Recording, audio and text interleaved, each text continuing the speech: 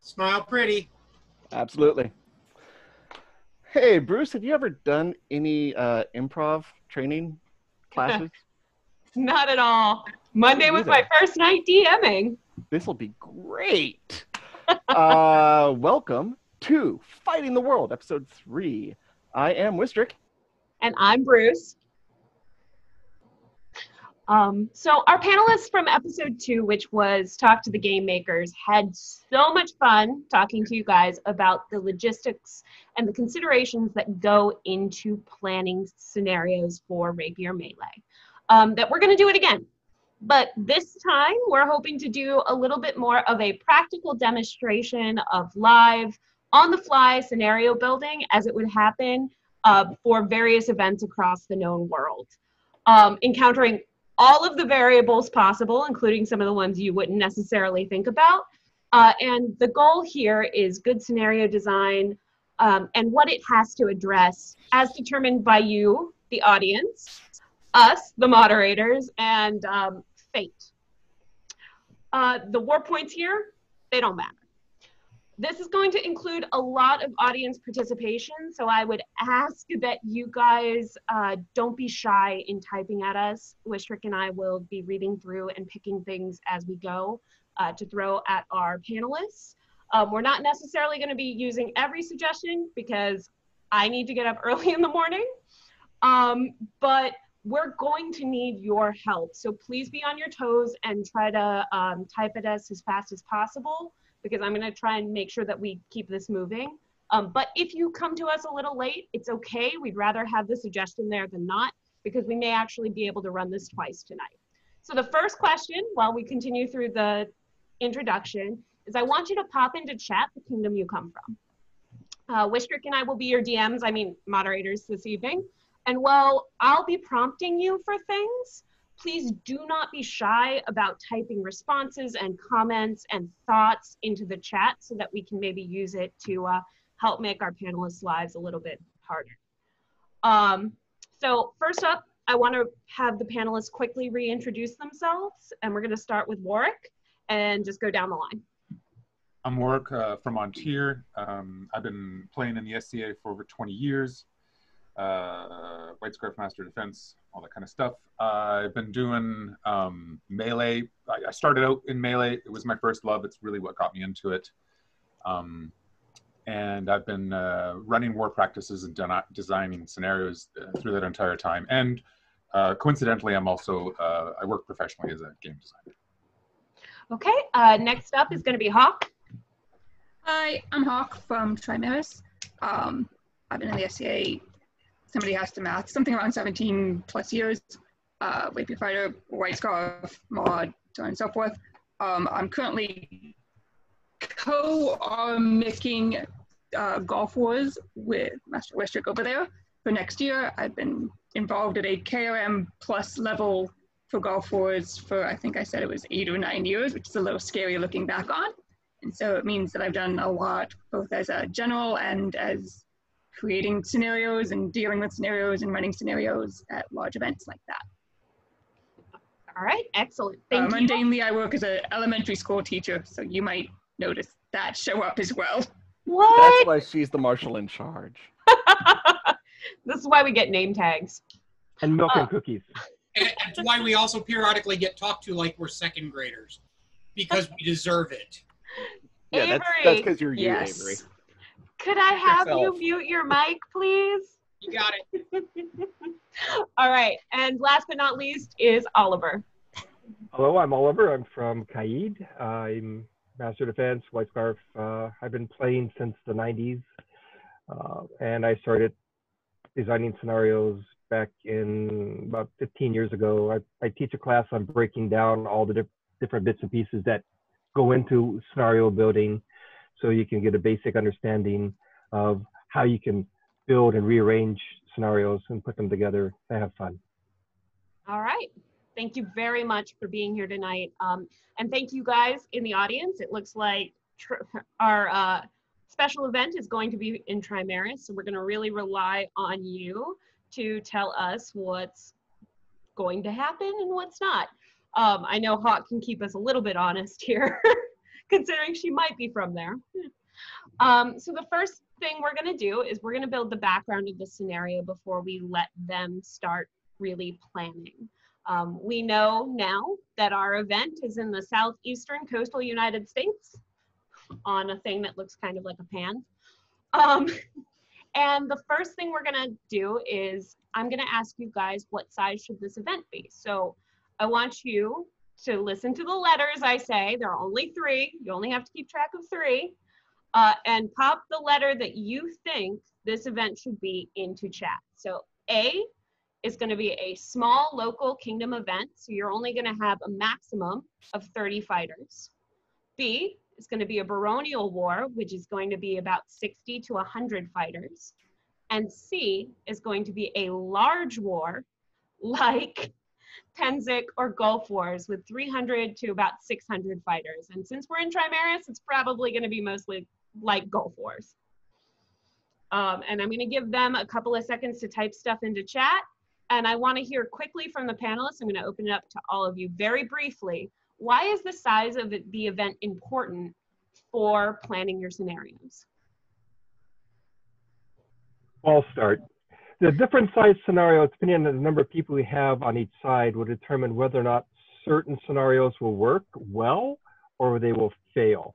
If you have something that works better with 20 people on the side, it may not scale up to having 100 people on the side, and vice versa. Also important to know how many people you have compared to the size of the fields or the area that you have that you can play them in, because field battles with 20 people are very different than field battles with 300. Mm-hmm. There's also a slight difference how complex you can make a battle that has 300 people and you have to manage to explain to 300 people from around the known world versus how complex a battle that's 20 people who are all local and all used to it. Slight difference between how complex you can get in terms of the explanation and whether or not they read the rules beforehand. Well, it absolutely looks like it's going to be B.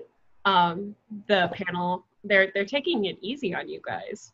So that's a baronial war, y'all. It's about 600 to 100 fighters, and we are in the southeastern coastal United States. And now is the time on Whose Scenario Is It Anyway to draw a theme from a hat. I'd like to thank a lot of our audience for submitting these earlier this week. And just so you know that I'm not cheating, they're all in here. And what have we won? A new car! A new car? No, I wish. Car. I don't A new So car! Meridia's car is the AOA Rapier Fighter. So, you get a car and you get a car. the event theme for this is odd things I've found in Marginalia. Okay, you like the fighting bunnies? Like the fighting bunnies, like the penis trees, like the very, very blasé people getting stabbed. Sure. That was a good suggestion. I like just- that. Good see see. you. Whoever submitted that. I believe that was Chrissy who submitted that, who I know is in our chat. I want to do that. So that's our theme for this evening. The next step is going to be the field size, and well, first things first, I'm going to ask the audience if we should have wooded terrain or an open grassy field. And 1 for wooded, 2 for open grassy field. And I'm going to, while you guys are typing that up, I am going to pull the size of the field. I have numbers ranging from 100 feet to 2,000 feet, based on the Pennsic field, which for reference is about 1,200 feet by 2,000 square feet, or 2,000 feet. Okay, so. Oliver, marginalia is the stuff that, when you see the scrolls or when you see the calligraphy and the illumination, the little figures on the side that are doing weird stuff, the trumpets in their butts and I'm jousting on sticking an example in the Miro in a second. there we It's go. loading. Got it. That sort of yeah, stuff. you just Nailed. come to the south for civilization on this one. the hat was kind to y'all. The field is 1,000 feet by 500 feet for your usage. Where on earth are we finding that? I don't know. New event site that we apparently found. But the audience was a little bit ruder to you and has course they were. suggested that this be a wooded field. Ooh. A wooded All right. terrain. So we have a wooded field. Could you repeat those measurements for me? 1,000 by 500. 500 feet. So for wooded reference, it's about field. half the size of the Penzic field. Okay. So that's roughly the size in my head of like the field outside, the wooded area that we fight in at War of the Wings. Mm-hmm. For anyone familiar with that? Is that roughly what we're looking at? I believe so. I think that would actually be a very good. How densely wooded is this? Well, How flat is this? How about we roll a die? Right here, I have an 8-sided die. 8 is super wooded. 1 is Florida sparse. All right, you ready? And anything in between is equestrian park. Right. So we got. Oh my God! Seriously, we rolled a 4. Perfect. Equestrian park it is. Yeah. So it's enough woods that the woods are creating some, actual terrain, but not so much that I can't theoretically from most places in the woods see the majority of people in the woods. You're not really going to be able to hide in the trees. All right. Not for the most part. So we had the question of a permanent structure in here, but because we decided to go wooded, I'm going to skip that. And the next consideration I have for specifically Hawk here, since you're from Trimaris. Bruce. Yeah? I have seen a permanent structure house made in a woods battle by stringing rope between trees and hanging sheets off of it. That is not a permanent structure. That's a temporary structure. No. Just because you are from some very scary places.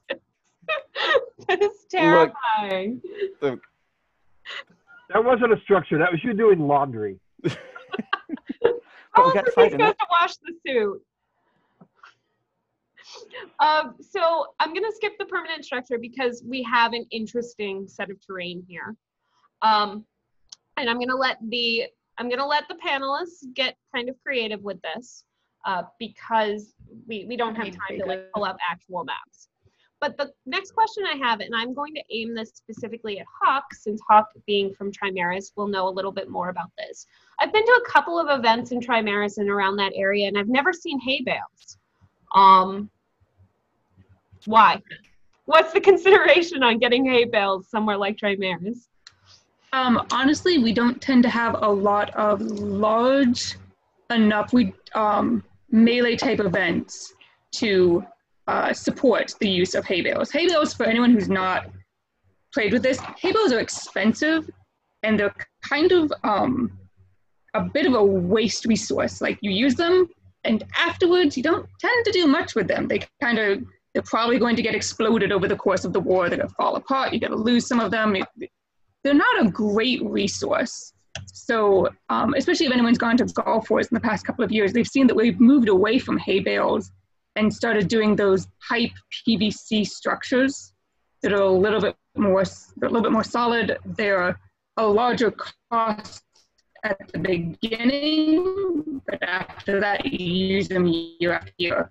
That's how we usually see hay bales at Trimarian events. I'd assume that this event, even though we're calling this Trimaris, would probably be Trimaris versus Meridies, possibly an event in technically Meridies against Atlantia, something against another neighboring kingdom, as opposed to just pure within Trimaris.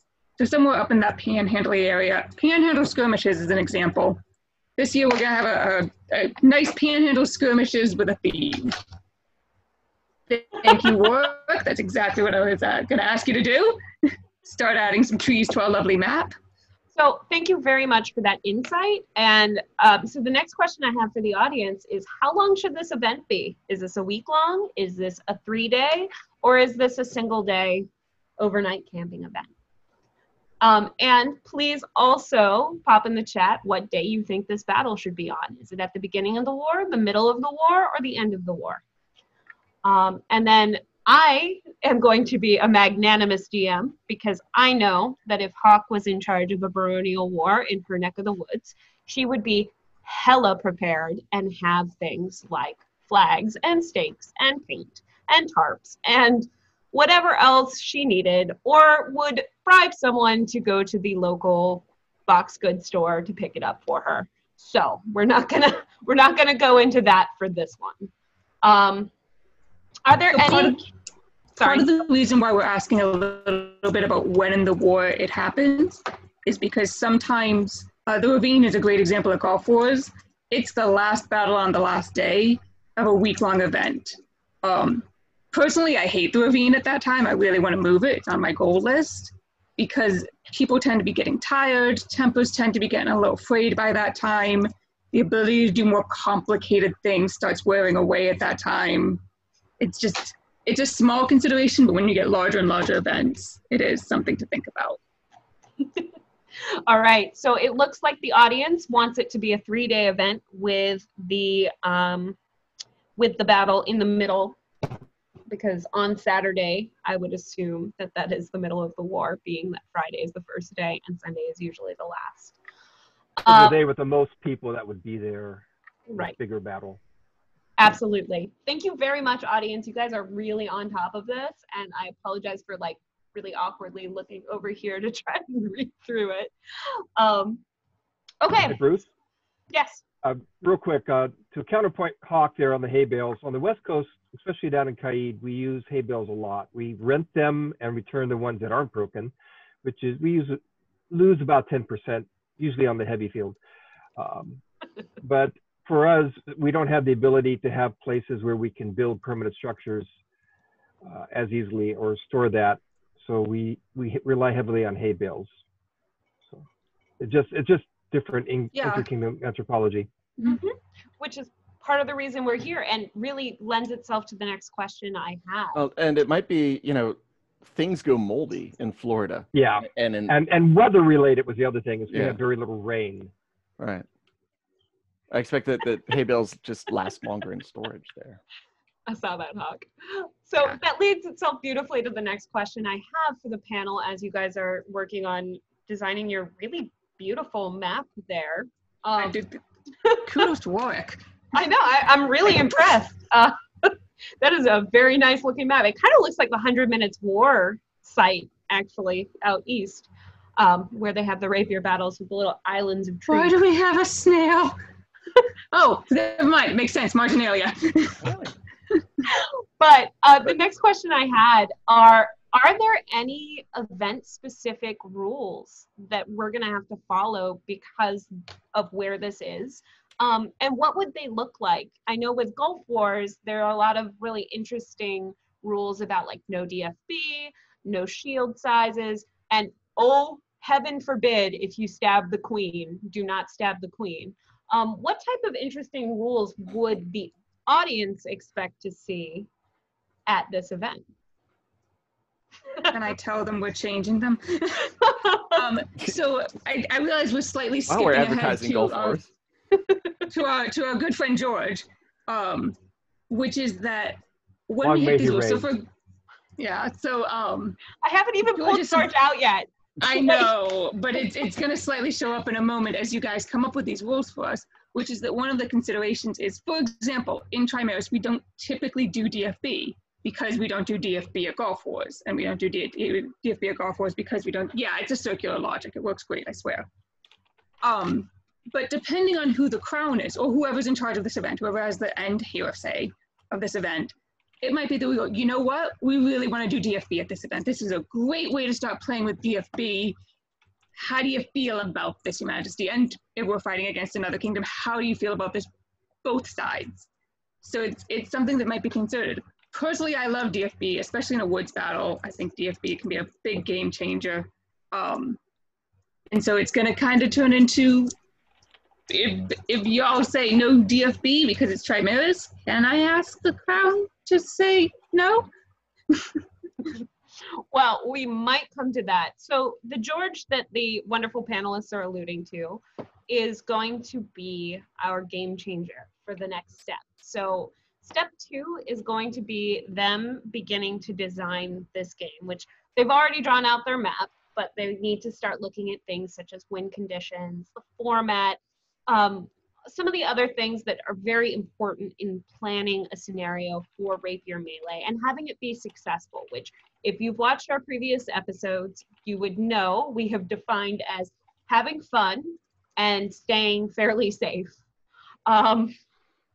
So King George, because I have been watching a lot of Hamilton, is our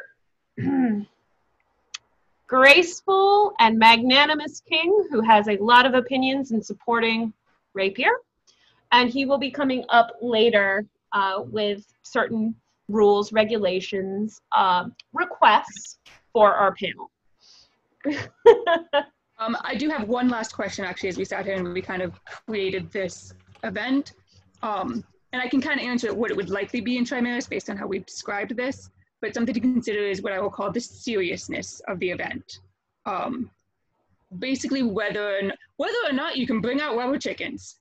For example, if we were fighting at Pennsic and we were fighting a war point thing at Pennsic, there has to be a slight element of seriousness to it.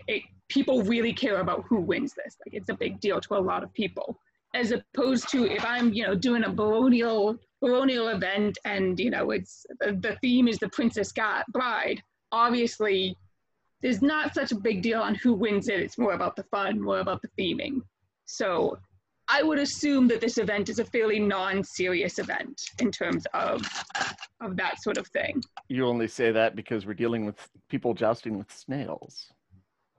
That as well. Somebody chose odd things found in Marginalia as the theme for this event, and therefore that does kind of tell me it probably isn't that serious of an event. That's not so much a royal measuring contest at that.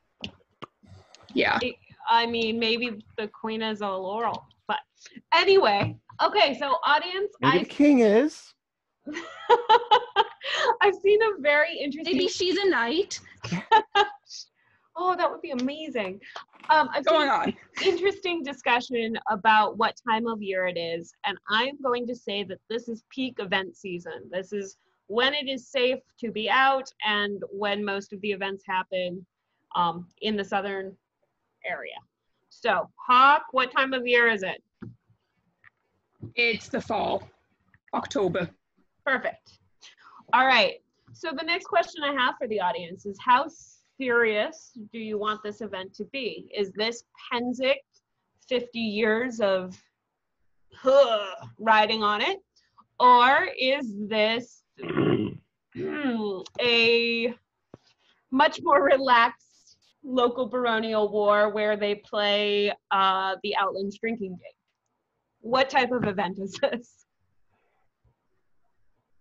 I think we said that when somebody chose Marginalia, like, the chances of this being serious are low. But hey, I mean, is this penis could trees happen. low, or is this like killer bunnies low? Like, We're getting some looks like a couple of votes for relaxed, one for not at all, One for one snails. for moderate, and one for serious. So all right, And let's one go for with snails. relaxed. yeah. Let's go with we'll relaxed. we can't go down to penises, but bunnies are okay because we'd like to keep this family friendly. No.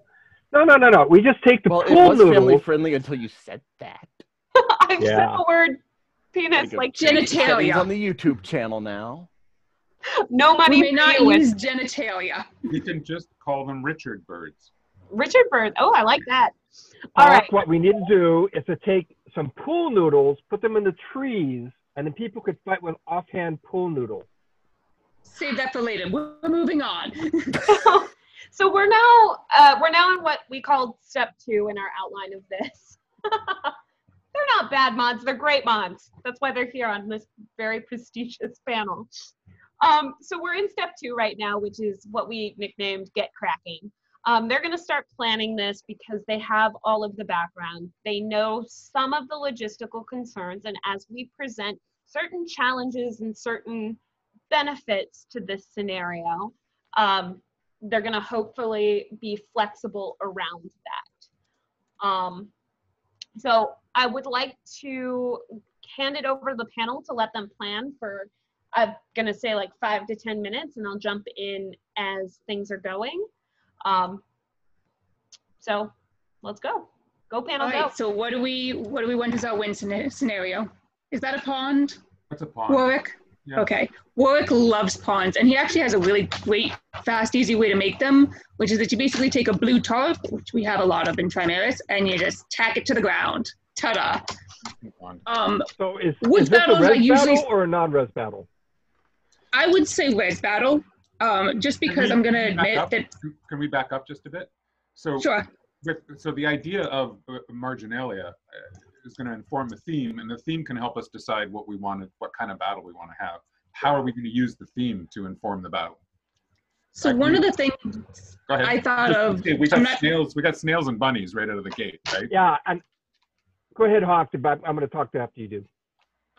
one of the thoughts was, have you guys ever seen like the wheel of spinning secondaries? Yeah. I want one here. And so something like that, where there's some, whether it's by sides, one team's the bunnies, one team's the snails, or whether it's by person, where they draw out of a hat in some way, or it's somebody who is chosen tabarded out of the group who represents these killer bunnies, and they have some special power, whatever it is. Same thing with these killer snails. And bunnies riding snails, with their power combined. When I look at marginalia, people are always picking things out of trees. They're always pulling things out of other people's bodies, but it's always about collecting stuff. And I'm wondering, since we have a forest, if we can bring a collection element into this. That's an idea. Collections. And we're back to pool noodles again. Well, it doesn't have to be pool noodles, but maybe you can have. You can put things in trees. Maybe it's pool noodles, but maybe they have regenerations in them, or they have other special boons that you can use to protect your side. And if we do that, it'll force the sides, which are large, to break themselves up into units to go and search for these things. And you'll end up having more small unit combat in the forest, which is the right way to use a forest, really, other than just have the two sides clash in a line in the open space in the middle. Yeah, the reason I was going with pool noodles, since she didn't want to use the word Richards, right? We could we'll use go with noodles.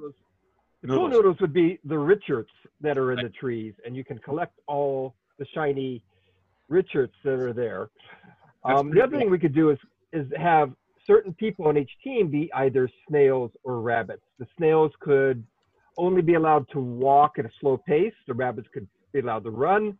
The snails, if you poke a snail, it kind of draws in its shell and comes right back out. So they could die in place if they die and then resurrect right again without having to go back to the res point. So I'd like to just remind the panelists that this is a baronial war with two sides between probably Trimaris and Meridies or Glen Aubin, one or the other. So use that as you will. So how are you guys feeling about trying to force them to use the forest? I like the idea of trying to, because forests are one of those things, especially when you get a little bit more sparse forests, where there's a bad possibility of it turning into a line battle. And it's kind of a waste of a good forest. How about we could also make killing somebody have an additional benefit to you. They could have something on them. They could have a flag or something on them that you take and that you can bring back to your regen point, and it's worth something. I know the points don't matter, but when you've got a space like this, collecting things, it just seems to really collecting things off your bodies.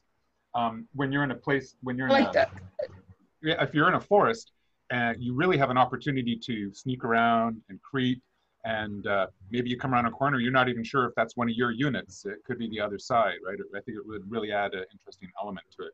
So I'm suggesting we sort of jam on how we can keep them in their units while they're out there. So one of the suggestions I just saw from the chat might be to collect manuscript pages. Yeah. That could be a token for that event. But first but not least, boom, crash, King George has come to the party.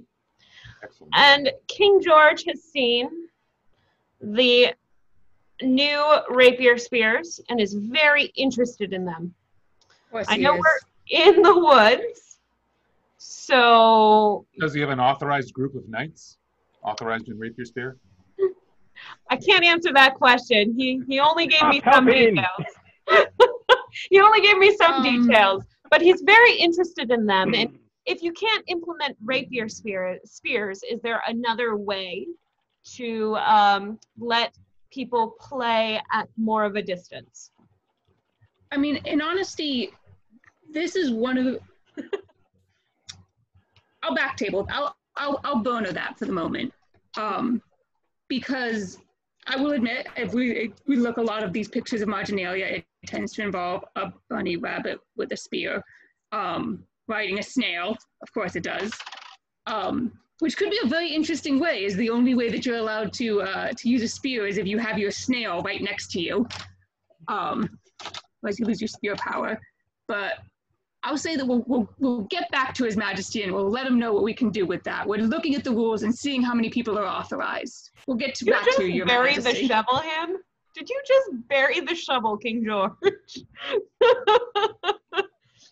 We'll Thank stick you. a pin in it. That's how you get a fully armed battalion. We'll stick a pin in that.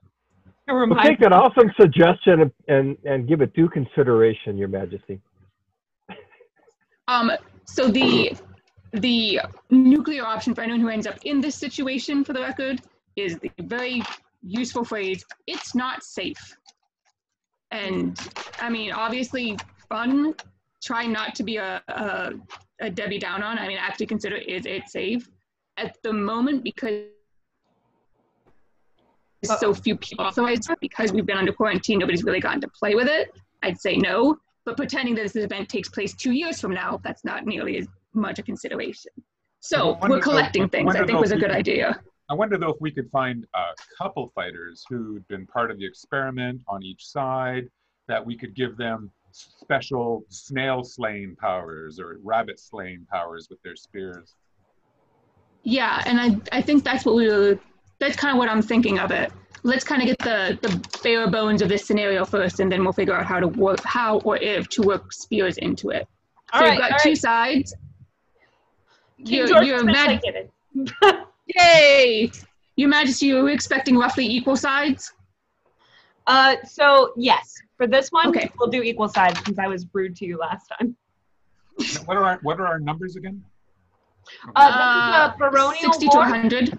so Right. Yeah. Could you give us a bit more specific day count there, Bruce? Oh, 40 aside. hey audience, how many people are gonna roll up to this event from We Meridian? don't know. Somewhere between 60 and 100. That's what you got.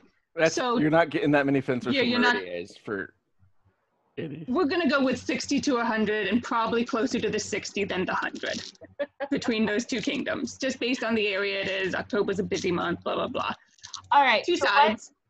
Our goal is that we are trying to collect something. That's what we're going as our win condition. We said it was a resurrection battle. Gonna move to yellow for our battle specifics. Res battle.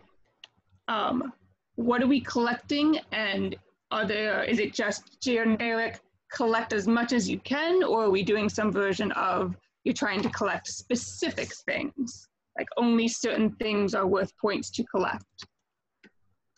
Well, if we go back to marginalia, we can definitely look at things. I like the scroll bit. We could either use paper or have a set of. I'm just watching somebody almost run into my fence. Sorry. It's about the distraction.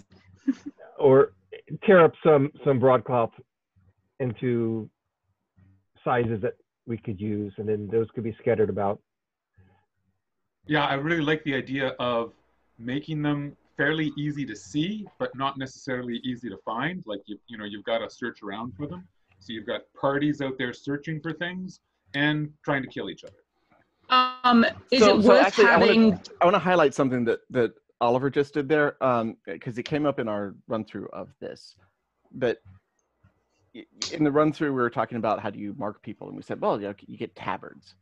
And, now we're talking about like, how do you have these markers for whatever it is that we're going after? And people might think, hey, let's get some, actual pieces of paper or something. And in both cases, I think Oliver said, you just take some cloth and you tear it into strips. And, for the first one, you make a sash. And for this one, it's a strip. Because I think people put a lot of thought into infrastructure, and that they might be discouraged from trying weirder, more complicated scenarios because of infrastructure. You're absolutely right. You just go to the local thrift store and buy a couple of sheets, and away you go, right? We often just use flagging tape for things like this. You just hang it off the belt, right? If you really wanted to, you could have people just do instant scroll work on them with permanent markers, just something basic. I'd give it as a kid's activity. That'd be awesome. Yeah, on the first day. 3-day event, day one. That's a Friday thing. Yeah, Friday it's a kids' activity, and you hand out more of them during court and make people make them during court, and tie them with ribbon. Do we have decoy scrolls? Are all scrolls worth the same, or some of them worth more or less? What are the scrolls worth? Is that our win condition purely of max number of, we'll call it points, based on scrollage? I think there should be just a set number of good scrolls that are worth points, and a whole bunch of worthless scrolls that are from the, I don't know, some other kingdom like the East. That Be nice. So how about instead of worthless? And there's the Interkingdom incident I knew we'd cause. So here's an idea.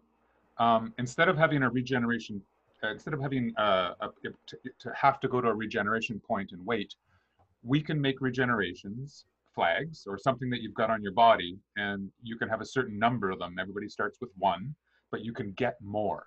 So some of your decoy scrolls, when you unroll it, actually has more flags in it, right? And or so, it itself is a regeneration. That's right. So then you can pass them out among your squad, and everybody's got an extra, 3 extra lives or something like that you can pass out among your squad. So all the scrolls are worth something. There's a set number that are needed to be found for a win condition to be discovered, but the rest of them have other boons in them. So some of the scrolls are basically regen tokens, and some of them are point tokens, we'll call them. So you're doing limited res then? I would suggest that everybody has a set number of regens to start, and you do that by giving them flags that they hang on their belt, and then they can find more. Additionally, I would say if somebody has more than one regen on them, and bear with me here, if you kill that person and they have more than one regen on them, if you have an opportunity to, you can take what's left. Getting a little complicated and getting into some arguing on the field. All right. Yeah. So you just have to turn it into the marshal to get something. So yeah, and I would agree suggest you have marshals on the field rather than a specific regen point. So you have, instead of having to go all the way back across 1,000 feet, you just have various because you're going to have field marshals out there anywhere with staffs watching things. So allow them to go to their nearest marshal to regen. okay. Battle snail. The Chimerian battle snail for those is a wonderful, wonderful lady in Chimeras who happens to be in a wheelchair, and we once gave her 2 shields to cover her wheels, 2 spears to hold, and somebody to drive. That's amazing. And Chimerian battle snail. So how it looks like we need an elephant then. We need a what? An elephant. I'm looking at Margina. So we've got this idea of the manuscripts. I think we've got a pretty good idea surrounding how we're going to use the manuscripts, and there's some boons attached to them. How do we use the actual things in the marginalia? The obvious things, of course, are the snails and the rabbits, but there's all sorts of other stuff. How do we use that to theme? Are we going to theme the sides in that fashion? Are we just going to give them, you guys are snails and you guys are rabbits? Or are there going to be special things attached to being a rabbit or a snail? The autocrat has stepped in and said that the barons are being given rabbits on one side, snails on the other. You may Okay, use so it's anything rabbits else versus snails. at your whim. The autocrat has also asked, I just got off the phone with her, that the points at the end be discernible so that they can judge who has won the baronial war. Got it. So it's not just most points win. It's that number of points go to your total baronial score. Yep. Okay. If I could suggest to the autocrat that there's some sort of points for whichever side turns in the most scrolls for us to use for this. I'll give her a call back. Yeah, let her know. Ask her how many points we can give out. Let's say you guys have a maximum of 10 points. Okay. In that case, you can have. So, is it possible that we could have a tie, and both sides get 5 points? Yes, because every other activity has been given points. Okay. It might be more. Okay. If you want a clear-cut winner, you need 11 points. So perhaps we can have additional things besides the scrolls on the field. We could have 2 or 3 rabbits and 2 or 3 snails hidden out there as well. And if you can get those back to your side, you get additional points. So you get you have to get the one that belongs to your side. So if you're on the rabbit barony, you must get the rabbit. If you're on the Yeah. Okay. I'm gonna put those as stuffed animals, or again. Actually, piece here's of, an idea. So instead of having the regen points be the marshals, let's actually make the regen points be at the other end. But if you can find one of your rabbits hidden out there, that becomes your new regen point, which gets you closer to the center. Oh, so it doesn't move. It's an extra regen point that your Yeah, side can use you can now regen. once you discover it. As opposed to making it a what about An making it a object marshal? I was going to say, Make it so a roaming marshal. you're going to, I think you would get rid of the roam if you're going to do this, if you guys like this idea. And so you would start here where your rabbit is, and you would start here where your snail is. That's where the 2 sides would start, and that's where the regen points are. But over here in this forest bit here, there's a rabbit, or a snail, I should say, hidden. And if you can find it, now you have 2 regen points. And maybe there's another one over here, and if you find that, now you have 3 regen points. So finding your snails, which might be little hidden flags or something, gives you more regen points, places to regen. So the only thing that shows up when you put regen points in the middle of the field is the other side camping that regen point. Is the only thing that sometimes shows up. And you're right, that is a possibility. If that regen point is, instead of being a point, it's a line. Or a person. Or heck, even a person who finds it.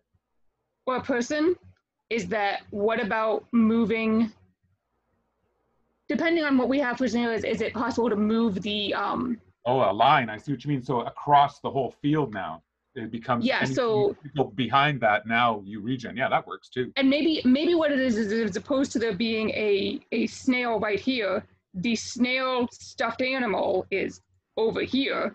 Right. And if you get that and bring it back to your regen point, now your regen point suddenly moves up 10 feet or whatever.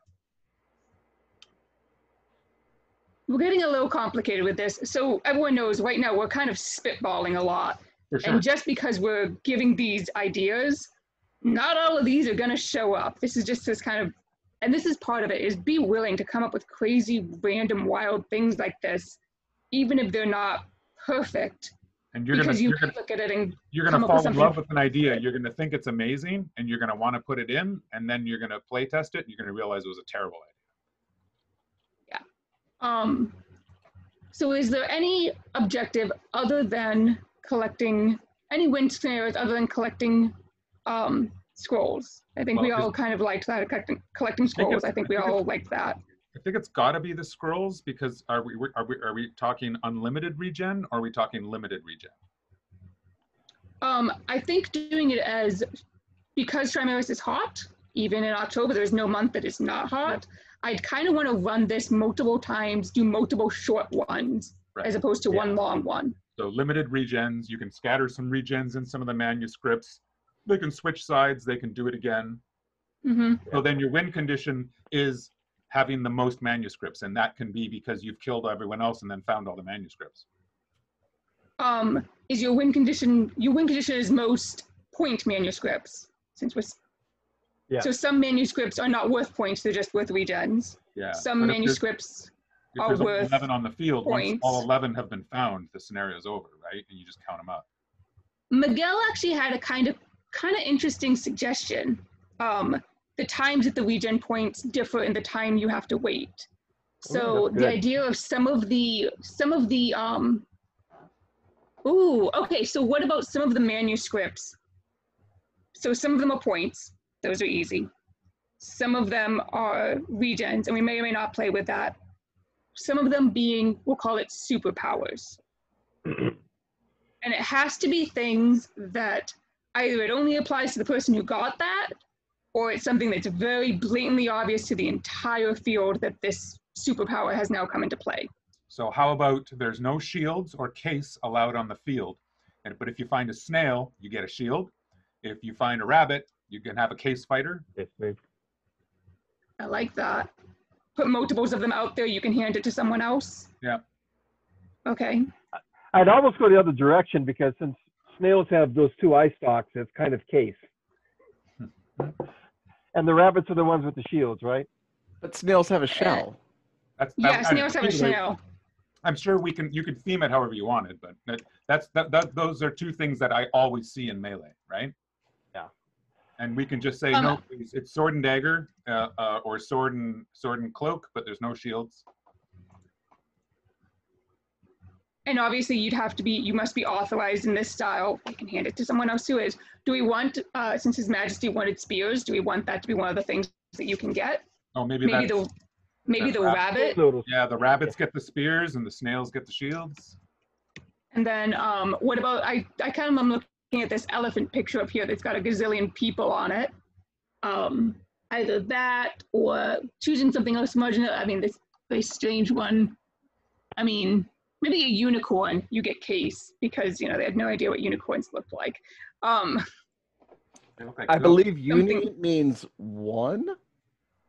That is exactly why they should absolutely get case, based on everything else that I've seen in terms. No, I love it. Hey, I love it. audience, anything else you can suggest as for using for case? Otherwise, I'm sticking unicorn for the moment. But what's wrong? What's wrong with rabbits having case and unicorns having spears and snails having shields? And maybe it doesn't even matter what side you're on. No, it doesn't at all. Right? You find it. You just find. Do we want a superpower for the elephant? What would that be? Jeez. I don't know. Any other superpowers that the audience can come up with? Wistrick, you totally just seeded this to make them overthink everything with those pretty pictures. Yeah, I know. Did I? Actually, there's a question. Oh, here's I your mean, elephant. Your Go elephant. back to Wistrick's idea of having laundry on a string. We could do some PVC, make the box that everybody's in, put some stuff down on it. You could have everybody running around on the elephant inside the box of PVC that you can't attack them below the waist or below the box that they're in. Oh, that's cool. I don't know if I would. it's put all my cool but people in the box, complicated. though. I have Yeah. a different idea for the elephant. So Okay. we have a regeneration rule where if you are killed, you have to go and regenerate. Elephants Okay. don't have to move to regenerate. They just have a 5. They can regenerate on the spot. Yeah, the 5 count and they regenerate. So who do they give their? So they only get that one time. It sounds like. Well, what if they've got 3 regens on them? Like, and maybe when you find the elephant, it comes with 3 regens, right? So you stuff them in. It's got special instructions, or you TRP it beforehand. So it's just, yeah, you've got basically 3 lives, and you don't have to go to a regen point to use them. I might do elephant as you get, just because you start getting complicated, and what if you pass it to someone else who has more lives? Elephant is a single regen. You find the nearest marshal, you hand it to them. You can regen right there. I'm thinking about trying to explain people. That's the other. I know a couple of people have said, "Oh, they need to be stabbed this many times." That always ends up turns into things that lead. I'm thinking about things that lead to arguments on the field. Yeah. No, I We're stabbed you getting 3 times. No, you couldn't count. So short, simple, I easy was getting things to that too complex for The what we marshal want. in charge has heard this entire conversation and hates the idea of the elephant. You get Elephant's 3 going away. superpowers on the field. I'm You hating know, No. Hawk is the marshal in charge. yeah, this is Apparently, true. She's down for this. I'm sorry, the Kingdom Earl Marshal has heard this And conversation. you're not the Kingdom Earl Marshal. You're King George. Oh, shit. King George says he hates it elephants. He's scared on. of elephants. Lord Moving Maybe on. Ray. Okay, so here we go. So there are various scrolls within the woods. Some of them that you collect are regen tokens. Let's talk about the mechanics of that really quick. It means that you have a marshal at each resurrection point, and their job is to collect those tokens as you use them. Yep. Okay. I'm gonna get rid of the, I think I don't like this stuffed animal as your secondary regen point because we've already got a cool superpower thing. Yep. If you find the snail, you get shield. If you find case, if you find the rabbit, you can fight case. If you find the unicorn, you can fight spear.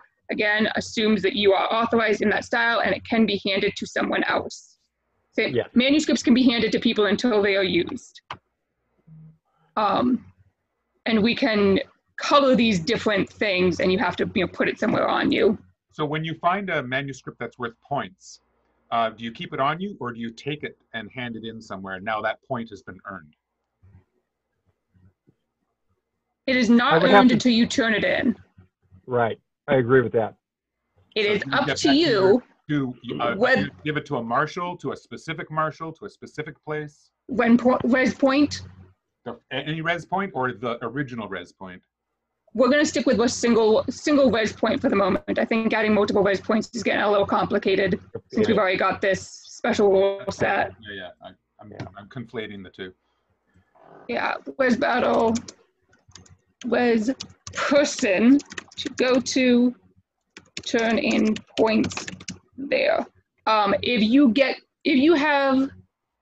So here's a question. If you are holding the point manuscript and for whatever reason you are working your way back to res and you get killed, can the other team take it? Yeah, like if you don't I'd get say that yeah. point, Everything you I'd say get yeah. should drop, and that should drop. I don't think that your regens should drop. Because Not the obviously that kind of regions, but defeats. the points should drop. Yeah.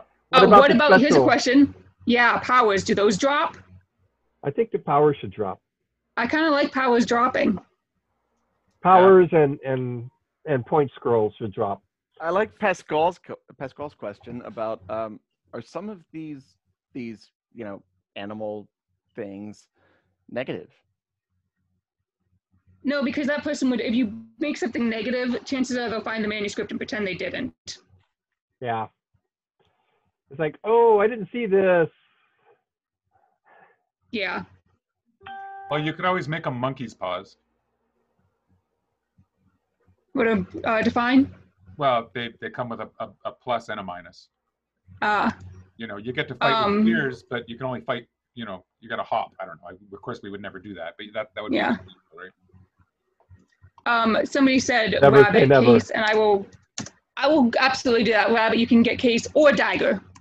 Everyone starts single. Everyone starts single So- sword, no RBGs. Oh, we could bring RBGs out too. Tremulous doesn't tend to do RBGs All right, so because again, Golf Wars doesn't blah blah blah. In the event that His Majesty King George wants RBGs, we'll create another animal that will turn into RBGs.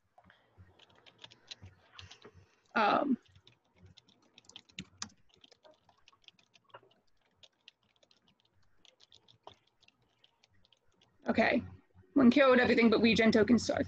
I don't think we need a river, unless you're feeling particularly squashy gooey.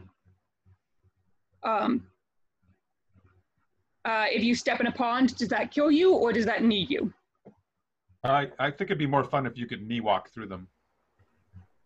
Okay, knee walking in woods. Knee walking in woods? Yeah, Yeah, knee the walking in woods is underbrush. not. Oh, You'd actually be knee walking on a tarp, but It's a safety. valid.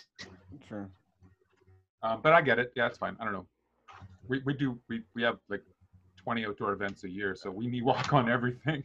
I mean, We your have safety- alligators. Your safety for getting stabbed is your opponent's and your responsibility. Your safety for knee walking over sharp stuff. Well, if you guys, so then just make them impassable, and they become obstacles, right?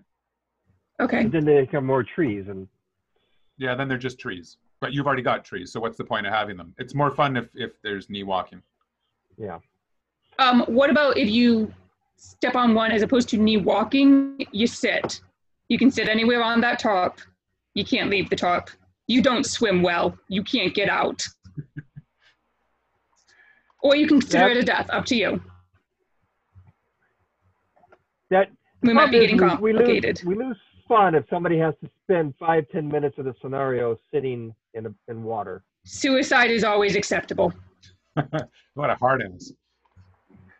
Yeah, my rule in Melee, for what it's worth, is suicide is always acceptable. Any Fire blow- ants, any somebody blow can be lethal. mentioned. What blow? Any blow can be lethal. Yeah.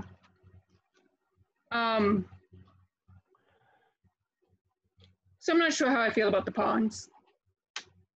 I think ponds are one of those things that when we show up, we might look at them and go, there's not enough trees here, Oh, look, no and we pond. throw them in. Ta-da! Either that or the ponds make you drop everything.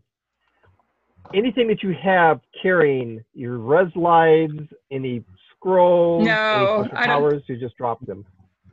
I very much would prefer not to have people drop any gen tokens, because that takes you out of the game completely. Like, you touch a pond 10 seconds in, congratulations, you sit around and stare for the next 20 minutes. Let's go back to that. So let's talk about time here. Run it, I assume, 3 times. How long do we want each battle to be?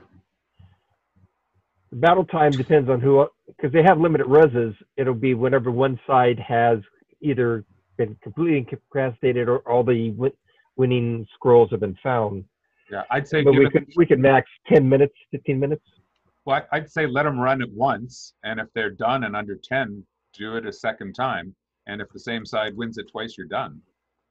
I think you plan that you will run it more than one time, just because that tends to be one of those things that It's a fun thing. You want people to have fun up there Yeah. for the maximum amount of times they can play this, because it doesn't matter who wins per se, even though there are points.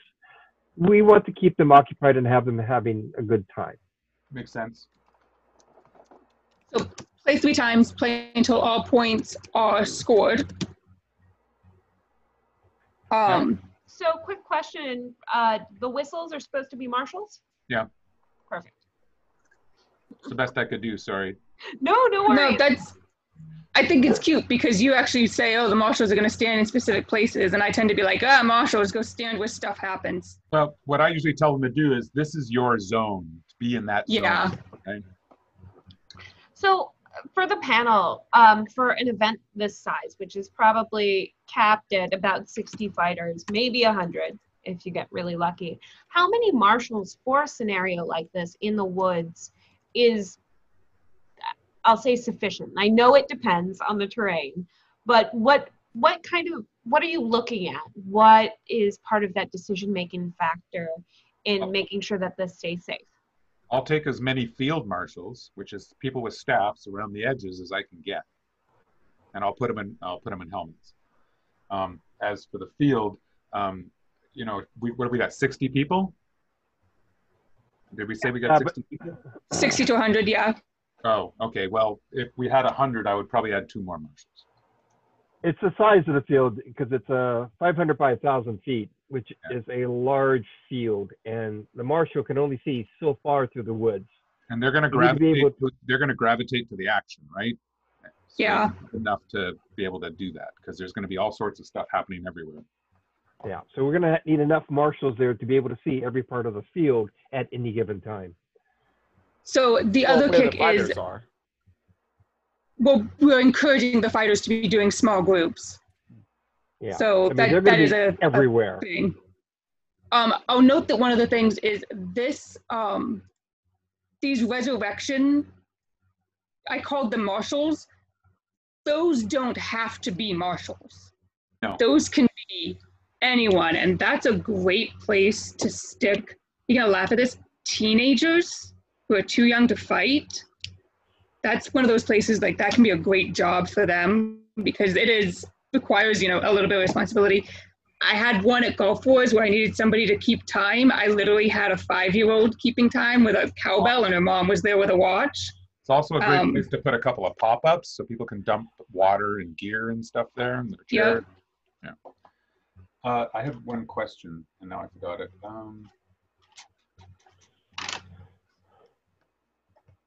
All right, so I know you have a question. Mitts. You have 10 minutes to finish your planning session. King George is on his way here to see you play test the scenario and talk about what's important in the play test. So. Okay, so question, are all the manuscripts the same color? You don't know what it is until you open it? Yeah. I think so, because that way you can't go look for the green one. Okay. Manuscripts are all same color. I remember. So because we're going to break these guys up into units, it's probably important for the sides to be able to identify each other fairly easily. Masking tape, duct tape on your helmet. Sure, yeah, something like that. Yeah, okay. Just to make sure. Red team, blue team. That's pretty typical at a Golf Wars. I don't know how typical that would be at a baronial, but when you busted them up like this, I think it's super important. Yeah. So I'm going to go get rid of our river because we don't have a river, and I'm going to start putting some bigger, I need a color other than green. Now we're talking about a slightly more war specific. Like that color. Hold on. I forgot what do you need me to zoom out on this? Yeah, scroll wheel or the zoom out button in your bottom right hand corner. Well, that was too much. That was too little. So, unless the king says bad things, we're going to say that DFBs are allowed. It means that because I know it's not that common in my kingdom, I'm going to have to spend at least a little bit of time actually training it beforehand. My personal rule on running, and again, other Armix can jump in on this or anyone else, is I've started calling it matched running engagement, which means that you can safely, it's a word, safely move at a fast pace to meet up with to get to the line. Once you get to, your opponent, if they run, you can run after them. If they don't run, you can't run them down. You basically have to kind of match what they're doing, if that makes sense. I like it. I promise. That's kind of how I describe it, because it does kind of add that, I'll call it element of consent. If you don't want to fight while running, it's really simple. Don't run. And we should let them know that this is a woods battle with uneven ground, roots, everything of that nature, that running can be a problem. Yep. Yeah, what is the terrain going to be? Is this semi-tropical kind of thing? This is Trimaris. It's semi-tropical, and we're going to have to check for ants and alligators and snakes and cows and everything else before we run this. Yes, if you find something, if you find a manuscript for whatever, you do have to get off the field to go grab your thing.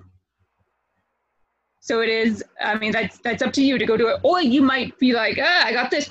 Bob, here, take this, go get a shield. Can I hand it to a ghost? What's a ghost?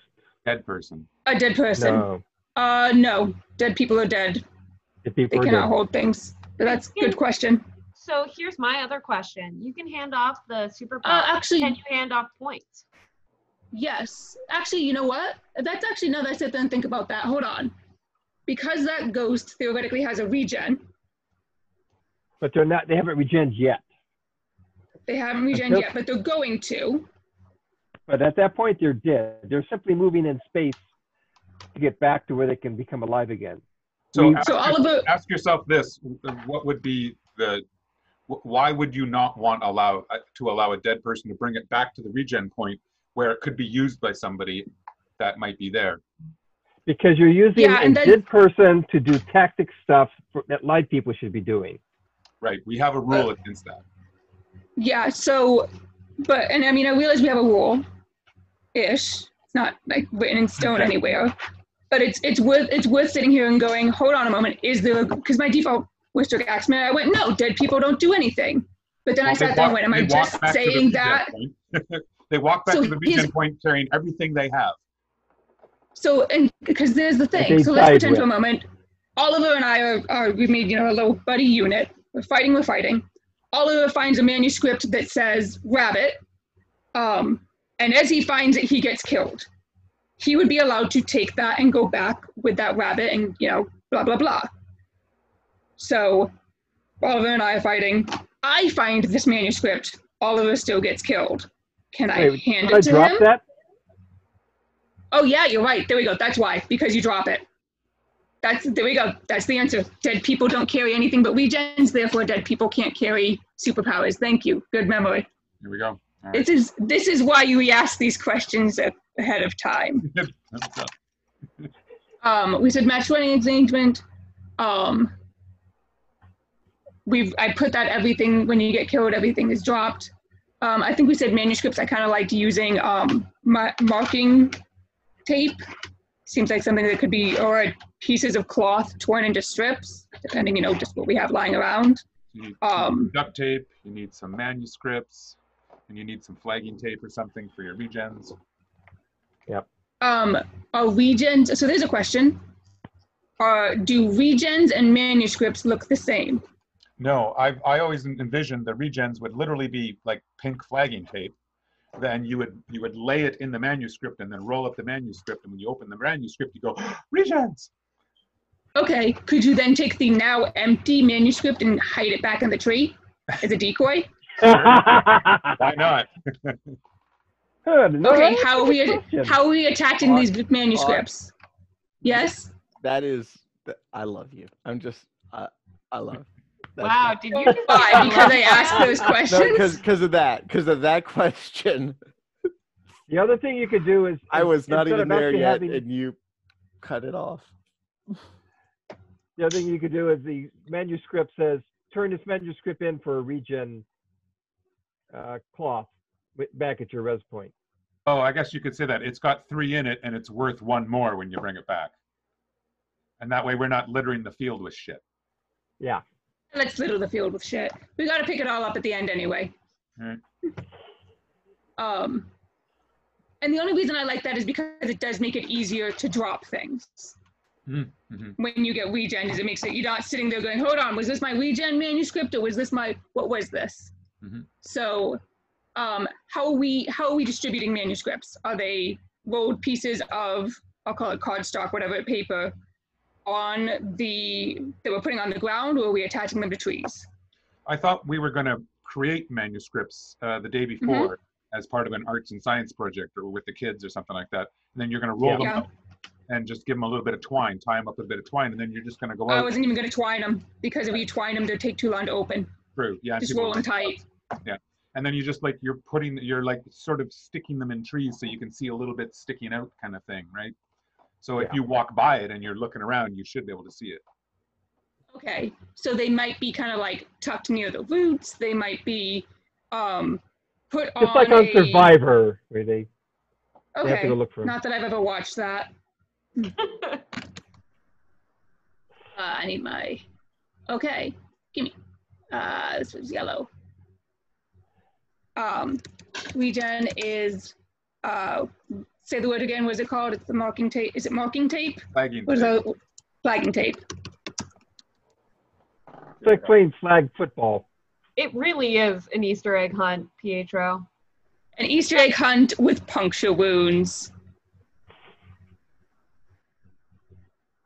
Multiple destinations starts getting complicated. Remember that anything that you do, I mean, I hate to say this, imagine the most airheaded fighter you can and realize that you're going to have imagine Joe Average Fighter and realize that half of the fighters are going to be less able to understand a complicated scenario than that.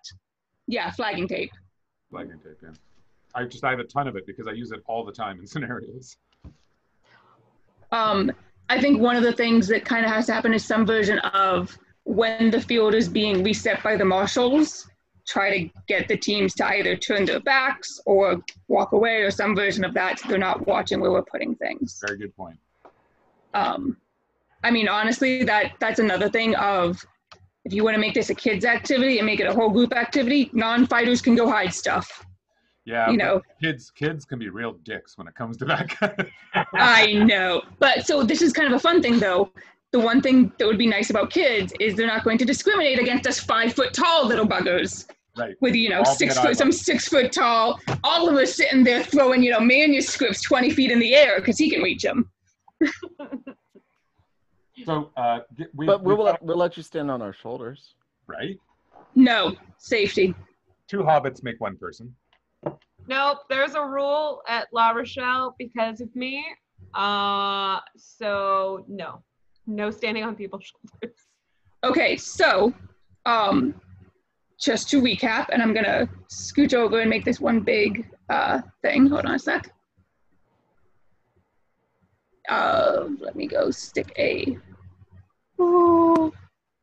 Okay, because someone asked, because I should be able to do this in 50 words or less. The win condition. Oh, come here, text.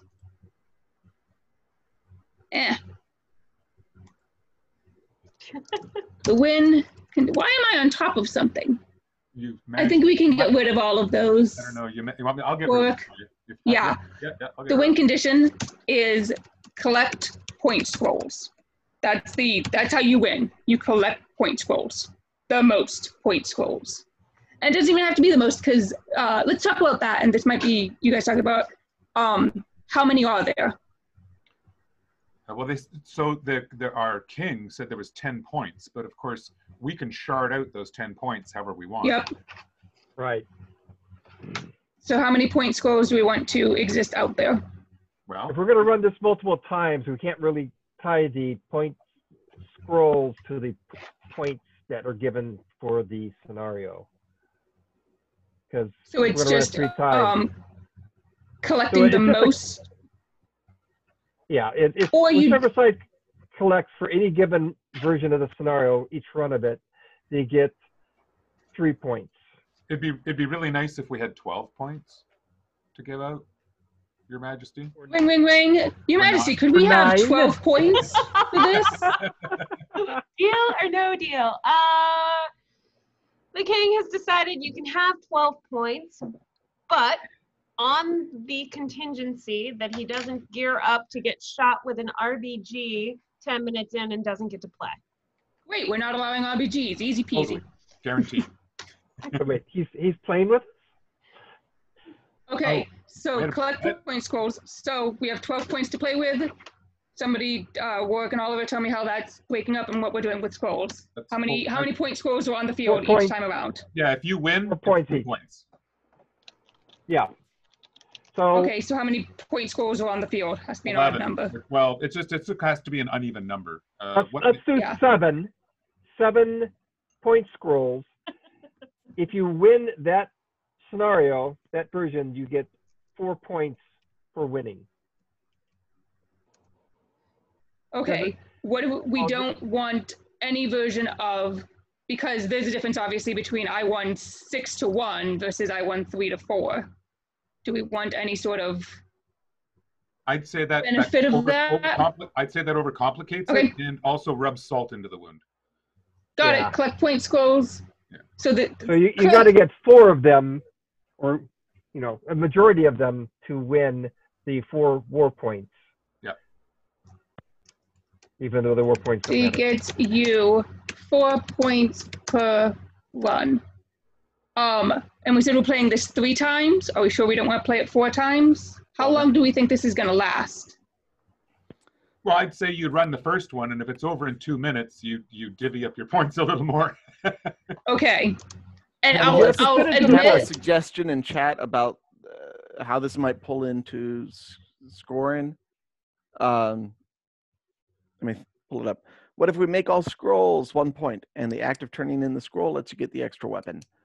Does that Or since you have to leave the streamline field your at this scoring? point anyway, that's not a bad idea. So he's he's combining the two acts into one, which is nice. So because you've got yourself a manuscript scroll, and you have to leave to get the point, like you have to carry it back to your regen point. He's suggesting we combine those. Some of those scrolls have a symbol on them. Oh, this scroll has a rabbit on it. So when you go and collect your point, you can now fight Case. But how do you? So you have the superpowers. If you get killed, you lose Oh, right. it, Yeah, that is. Yeah. You're and right. the other person Yeah. can pick it Yep. up. Yeah, that's right. But you got to drop the scroll anyway. Yeah, that's right. And then you would lose Get your killed. superpower. You I mean, wouldn't- here's a question. Am I allowed to take a dagger, stick it in my belt, and not use it until I find a rabbit scroll? No, because you can't use it until you return it back.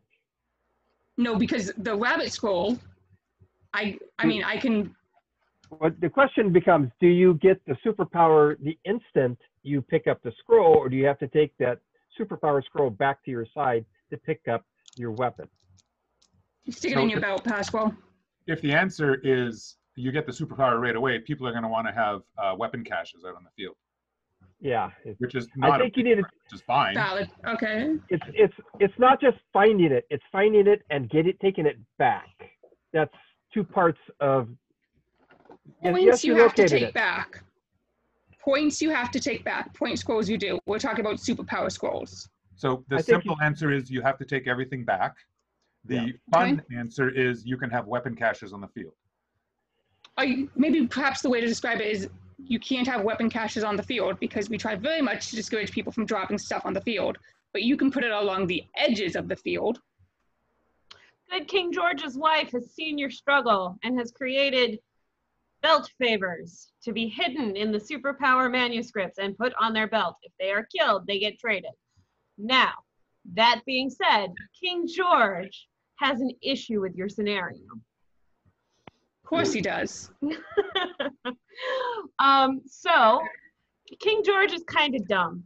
King George doesn't like the idea of having to go turn in the scrolls for points because it's complicated, and how are you supposed to know who to push and all this other stuff. Is there any way to make the target more visible? the What do you target. mean? Uh, What target? So as soon as they turn in these points, they're taken off the field, right? How do you know who you're supposed to be killing to get those points so that you can take them to your side of the field? They're carrying a manuscript in their hand or in their belt. Okay. Yeah. Okay. You kill anyone who has a manuscript. Okay. If I have, if I go sword and, well, okay, so I have to start with single sword. Yeah, we make the. So if I get manuscript- superpowered, I can't pick up a manuscript, another manuscript. Yeah. You have to have it has to be in your hand. The manuscript has to be in your hand. That's good, Wistrick. Yeah. That's a good rule. I like that rule. And I should have That's why said we have that when I wrote the 110%. scenario. and also don't make the manuscripts like this. Make them like 2 feet long, Large. right? They're scrolls. We could get a ream of the construction paper and just, because those Construction are paper is 2 by small. You can go bigger. Get poster board. Well, Poster why board. would you want paper in a wet environment? Trimaris. Everything's wet. Right. So use cloth. Use sheets.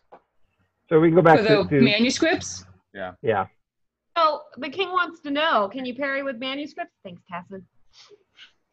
You can parry with your hand. Yeah. If you happen to have a manuscript in it. Oops. All right. I don't So- think that they're going to be very sturdy. I don't know. The king would like to test play this now. Since we have an idea of what we're doing. You have points for scrolls, you have superpowers. If you get the superpowers and die, the person who killed you gets them, right? Yeah. I think Okay, so is there I anything think it dropped. that we think is overcomplicated that needs to be simplified? Because we've got a lot of stuff here. okay, so the win condition. That's why I'm writing this over, and I'm going to make this bigger. I think this definitely needs to be bigger. 'cause Bruce, it's not so much visible that at they the moment. get the scrolls that you drop, that your scrolls just get dropped. If there's Okay. other combat going on, somebody has to safely be able to retrieve those off the ground. Where's my undone button? So, Marshal in charge.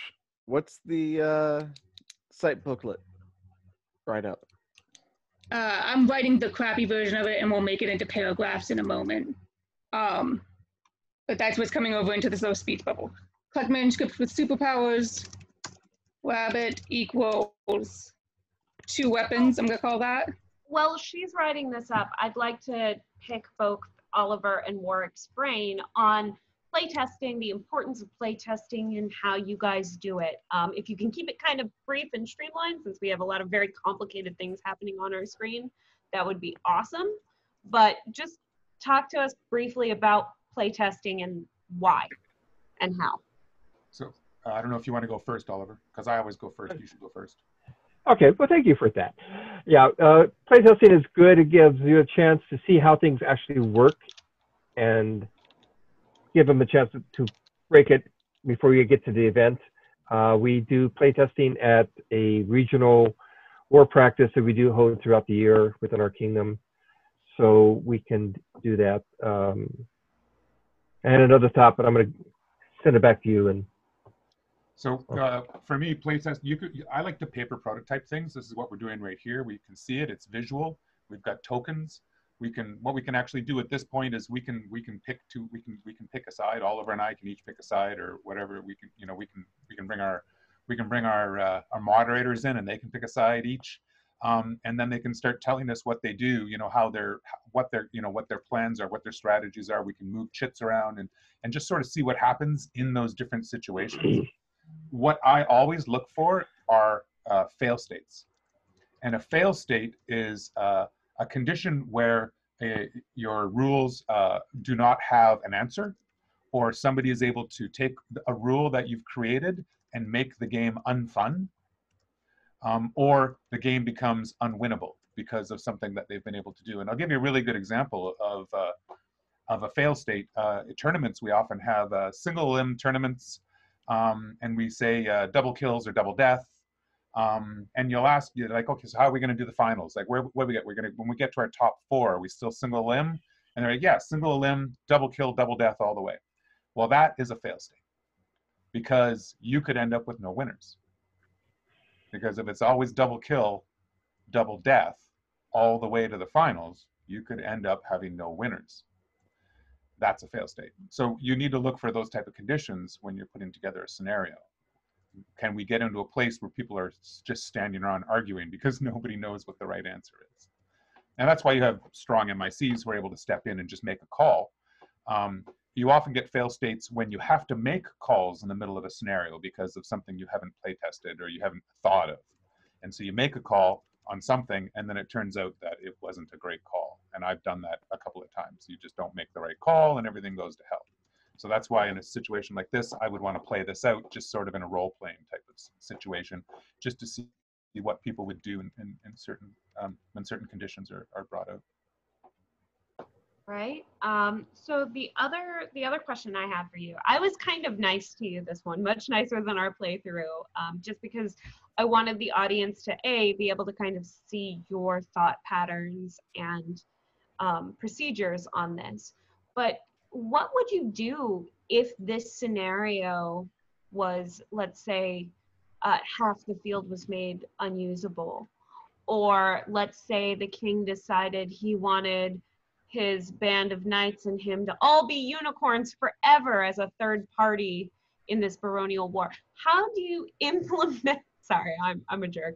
How do you implement some of those changes on the fly, and what are some considerations for people who are planning events, planning scenarios to like think about now while we're talking about this?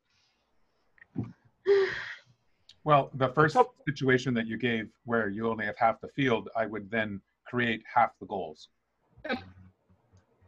Okay. yeah, simplify it down. You get rid Definitely. of half of the manuscripts. Okay. Also the fact that sometimes when you introduce last minute changes like the Crown doing so, it can literally break the scenario with no ability to bring it back and make it playable, simply because they have changed it up so that the objectives or the resources are switched to a point where you cannot play this as designed. At that point, you do a little bit of pushback, or you try to come up with something else that is a compromise to what they want that still allows you to do the scenario in the manner that it is playable and everybody still has fun. So that's kind of what I want to lead into is, are there any, like, I'm sure there aren't tried and true ways to triage a situation like this, but maybe while Hawk is finishing up her typing, what's like the strangest way you've had to triage a scenario in the past? Successfully or unsuccessfully? Both is good, but just keep it brief while we let Hawk finish up. Have you got one, Oliver? No, you go ahead this time. I'm trying to think of one that would. Yeah. Trying to think of something that's viable to come up and talk about. If you lose either your hay bales or your other buildings or whatever, we've had to go with half the number of hay bales that we originally designed. So we had to put up tape in between hay bales, which worked more or less okay, except we had to keep, after every scenario, retaping because the tape would get destroyed halfway through. But it was enough to allow people to have a good idea of what they should not be walking through this wall of hay bales, where you had 3 hay bales over 30 feet with tape in between them. Is this where we don't mention the D&D town battle? Right. I had one where the prince had entered the rapier field with a bunch of knights that he'd trained up in RBG only, and put fezzes on all of their helmets, and they were the fez crew. And he very much wanted every battle to have a lot of RBGs, and so we had to modify all of our scenarios to include RBGs in every scenario. And there was always a scenario that I always really enjoyed, which we called the Zulu War, because I'm Canadian, so it's a Commonwealth thing, of course. Well, you know. In this scenario, what you would do is you would put one side in a defensive position with no regen, or with unlimited regens. No, was it no regens, but all their ammo. And then the attacking side had no RBGs, but they had unlimited regens, and you would just time it out. And then you would switch sides and do it the other way around. And we did variations of that, and we just tried to add that mechanic into pretty much every one of the scenarios we already had planned out, and it worked out okay. It was, you know, some of them worked out better than others. We had talked about this. I did something like that at an Australia War way back when the final battle of the day was over. Everybody was in a long line for the King of the Hill, the bear pits, and there was 100 fencers in line just waiting around doing nothing. The armored people had given up for the day, and they left their hay bale castle empty. So I took a bunch of people. We went over. I started doing designs on the fly, just trying to get people to do various things. The people that use RBGs were like, "How can we do this?" I did not have enough marshals to control the area. So what I did is I built a small, and I called it the Alamo, where I had all the people with RBGs inside the Alamo. I had unkillable powder monkeys, which could go out and glean shots, and they fought inside against the overwhelming force from the outside. I'm gonna jump in real quick. I think Hawk has a question. To finish. Yeah, I just found a fail situation. Sorry, I was typing this up, and so we might need to make a small change. Here's the problem. What happens if because I'm sitting here going, well, how would I play this? Because when I start playtesting, that's my first thing. Is I go, okay, here I am, I'm general, what's my rule? Is I would tell my guys to run as fast as they can, as far as they can into the forest, and start grabbing every single manuscript in sight and start hauling ass towards the res point. And if everything's evenly distributed across, that means that it's pretty easy for this just to turn into a running battle. Perhaps you can only have one manuscript at a time. It's still a running battle, you just need 7 runners. Or you drop any manuscript that's useless. I guess in that case, you do get the kids to hide the manuscripts. So that's option 1, is you hide the manuscripts better. Yeah. That's one way to fix that. Another option is that you can only score certain you can't touch manuscripts of a different team. I don't know. I'm trying to think of how to prevent that. Well, I mean, I think everybody's going to be your first one. I mean, you're going to. It's a big enough field. It's going to be. There's going to be a lot of woods. It's a really, really big field, right? It's 1,000 feet. So there's going to be a lot more places to hide stuff than there is stuff. So there's a suggestion in the chat about the possibility of making the turn-in location not the res point. What would be the pros and cons of that? And on this map that we have, where would you put it? The easiest way is you stick it on the other side. You turn it into the other, basically like basketball where you have to get it across the field. That's one of the easy ways to prevent, again, this is a really big field, so it may not be an issue, but that's an easy way to prevent anything from turning into a running battle, is that you, King Me, Checo's chess, you have to get to the other side of the field. You have to get through them. And that is large field. Large field, a lot of running. That is a lot concern. of running. It's swampy. It's hot and humid. People aren't going to be doing a lot of running. And even if we were to put the turn-in point in the center, you create a concentration point there that may or may not be a line battle or a protect the center section from the other team being able to access it if they're both trying to get to the same point in the middle of the field. The other thing that you can do is that you have a turn-in marshal for each side dressed as a rabbit or a snail, you know, whatever, however we do.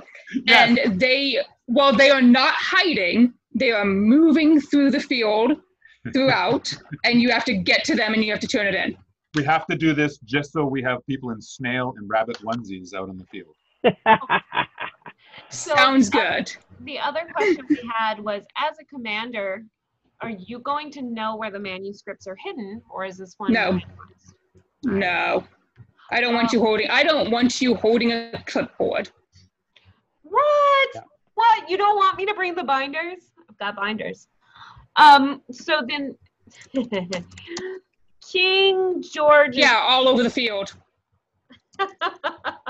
King George is kind of dumb, and King George doesn't understand how many reses he gets. How many reses do you get in this battle, or is it only the regen manuscripts? Does everyone start with one piece of flag? One flagging tape, so everyone's got one? That's what we'd originally discussed. Everybody basically has 2 lives to start. Okay. Or maybe we can give them each 2. But so I think you would run it one time and see how it went, and then go, you know what? We could give them all 3 and let them play longer, right? Or we could do reverse seniority where mods get 1, grant levels get 2, AOAs get 3 lives, and if you don't have any award at all, you get 4 lives. No, the opposite, Miguel. So that your newer fighters get more lives than your more experienced fighters. That's what he said. Miguel was talking in chat about. Oh, okay. Sorry. Yeah. Yes, Miguel, that's it. So that gives you. So the newbie that goes out there and he gets one shot by the mod, boom, there's his 1 life. No, he gets 4 chances at that. I love should that. know better. I love that kind of stuff. Yeah, the mod sucks to be you if you get tagged. You're a fucking mod. Go kill someone. Wow, PLQs. Woo! All right. Woo! Here's a question. What he's drinking. The king is gonna ask, how many flags do I get? Because he's King George. He gets 1. He's a king. How many? You know what? I'll tell you what. How many rapier awards does he have? He gets 4. King George has unlimited regens, but every time he dies, he changes sides. Ooh, that's me. And I'm not willing to deal with that much duct tape. So if the king doesn't have any rapier awards, he should get 4, and 1 for the crown. So he gets 5. He gets more than anybody else. And a pat on the head. And a lollipop. Pause for a second, because one of the things I've said is that regen tapes can be handed from person to person. Does this mean that Joe Newby can choose to sacrifice his 3 flags and give them for mod because he thinks that they're going to be more useful? Or are these initial ones non-transferable? I think the initial ones should be non-transferable. The bonus ones Okay. are rewards. So I do them as 2 separate colors. Yeah. Yep. Okay. So with this, and Hawk just brought up a wonderful point, what are some of the logistical concerns about planning? I won't say that this is a super complicated scenario, but we've demonstrated that even a small baronial war takes a lot more planning than most people know about or even think about. What type of logistical concerns are there for this? Like, what type of materials are in your normal, like, I'm going to be marshal in charge bag? So I'm going to And touch note. on that really quickly. That what we're seeing is that in a baronial war, you get a lot more complicated scenarios than you get at necessarily a Gullforce or a Pinzik, where it really is just lowest common denominator. Here's the field, kill everybody. Here's the woods. And this Hold goes the back flag to until everybody's dead or until time runs out. And I think I that's mean, a, It goes that's back a to really the original thought process where not all scenarios work with multiple different size of participants. So the larger the scenario, the harder it is for something that is fun like this to scale up. well, and additionally, because, and this is something that I think Hawk or maybe you, Oliver, said at the really beginning, because there's so much on the line at a Gulf Wars or a Penzik, you don't want to gamble on your scenario and have people be upset at the end of it, right? Whereas No, something Pedro. like this, people are going to be a lot more relaxed about it, and they just want to have a good time. And know your audience. I love gimmick stuff. I think this is probably a little overcomplicated, and I know I'm probably guilty of adding most of it. But I think it if we could simplify it in some way, that would be a pass that I would want to do. Is how can we trim this down? Because one of the hardest things you're going to have to do is the morning of this battle, you're going to spend 45 minutes explaining the rules. So, and I will admit that if this was a baronial war, so anyone looking at this, we definitely went with with 3 people who definitely look at things like this and go, how can we make this really cool and interesting and never before seen? And if I was running a baronial war, we said that this was, towards the middle, towards the end, this would be my one complicated one. Like, I would make every other battle at this war much simpler than this. And this is my one wild, crazy, cherry on the top kookification. Yeah, this It is take, right? Okay, not like if you've been voluntold that you're now running, some baronial war, it is okay if your scenarios don't look this psychotic. Especially if it's okay. You don't have to. We went for the AP version. It's okay. Yeah. You don't have to. We're all a bunch of mods who have fought the field battle, have fought the house battle, have fought the woods battle, have fought the hold the flag battle. And so we like to come up with all these intricate ideas. But, 80% of the fencing population, 90% of the fencing population isn't mods. They are really happy just to get out there and stab people, and they don't really care what the scenario is. I'd like to also emphasize, because we've been getting kind of in the weeds here a little bit, but not too bad, that a lot of this, and I had planned on saying something at the beginning, but I ADHD'd myself into not doing that. This is a little bit taking a look at the micro to learn about the macro. This is about planning a scenario. It's about a lot of the thought process that goes into it.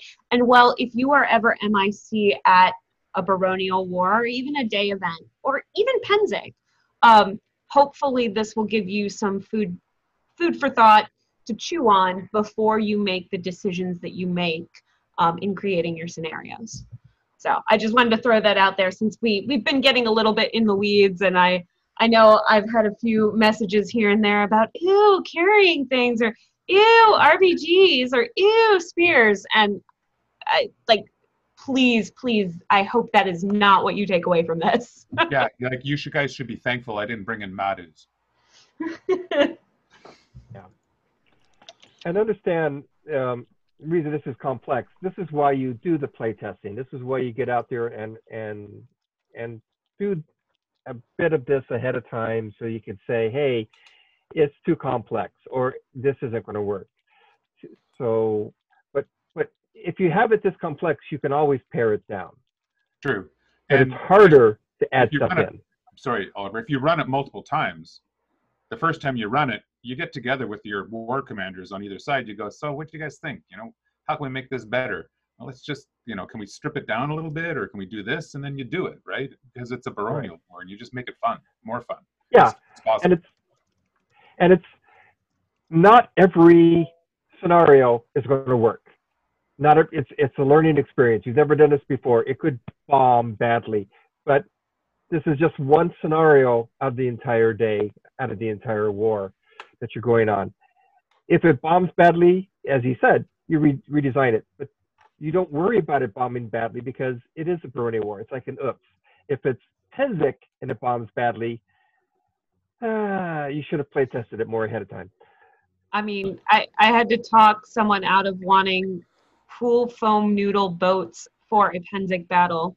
And the only way you could get to engagement was by putting 8 people in this pool noodle boat and get them to the field. And I'm like, how many fencers do you think we have? So We actually did that. We did that with PVC tubing held together by ropes.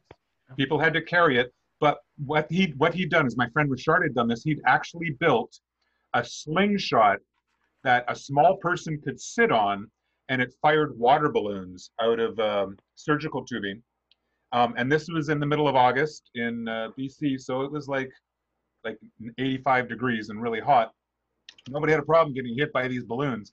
So you had to, like, you would run along with the boats, and then you had to put the boat down, and then the person would fire the water balloons. It was actually super, super fun. And it was really simple and stuff. People really do love stuff like that, because if your goal is everybody has fun at the end and walks away with no shit there I was stories, it's a win. Nobody even remembers who won, right?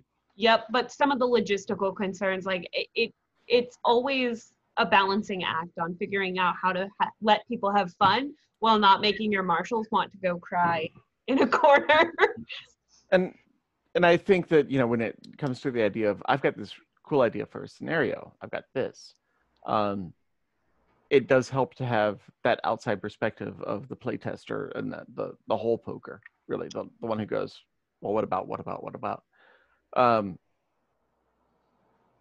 If you've got something really new and complicated, send it my way. I'll have fun with that. I'm not sure about the rest of this panel, but Yeah. I'm totally willing to volunteer to go through a scenario design and be like, well, what about this? What about this? What about this?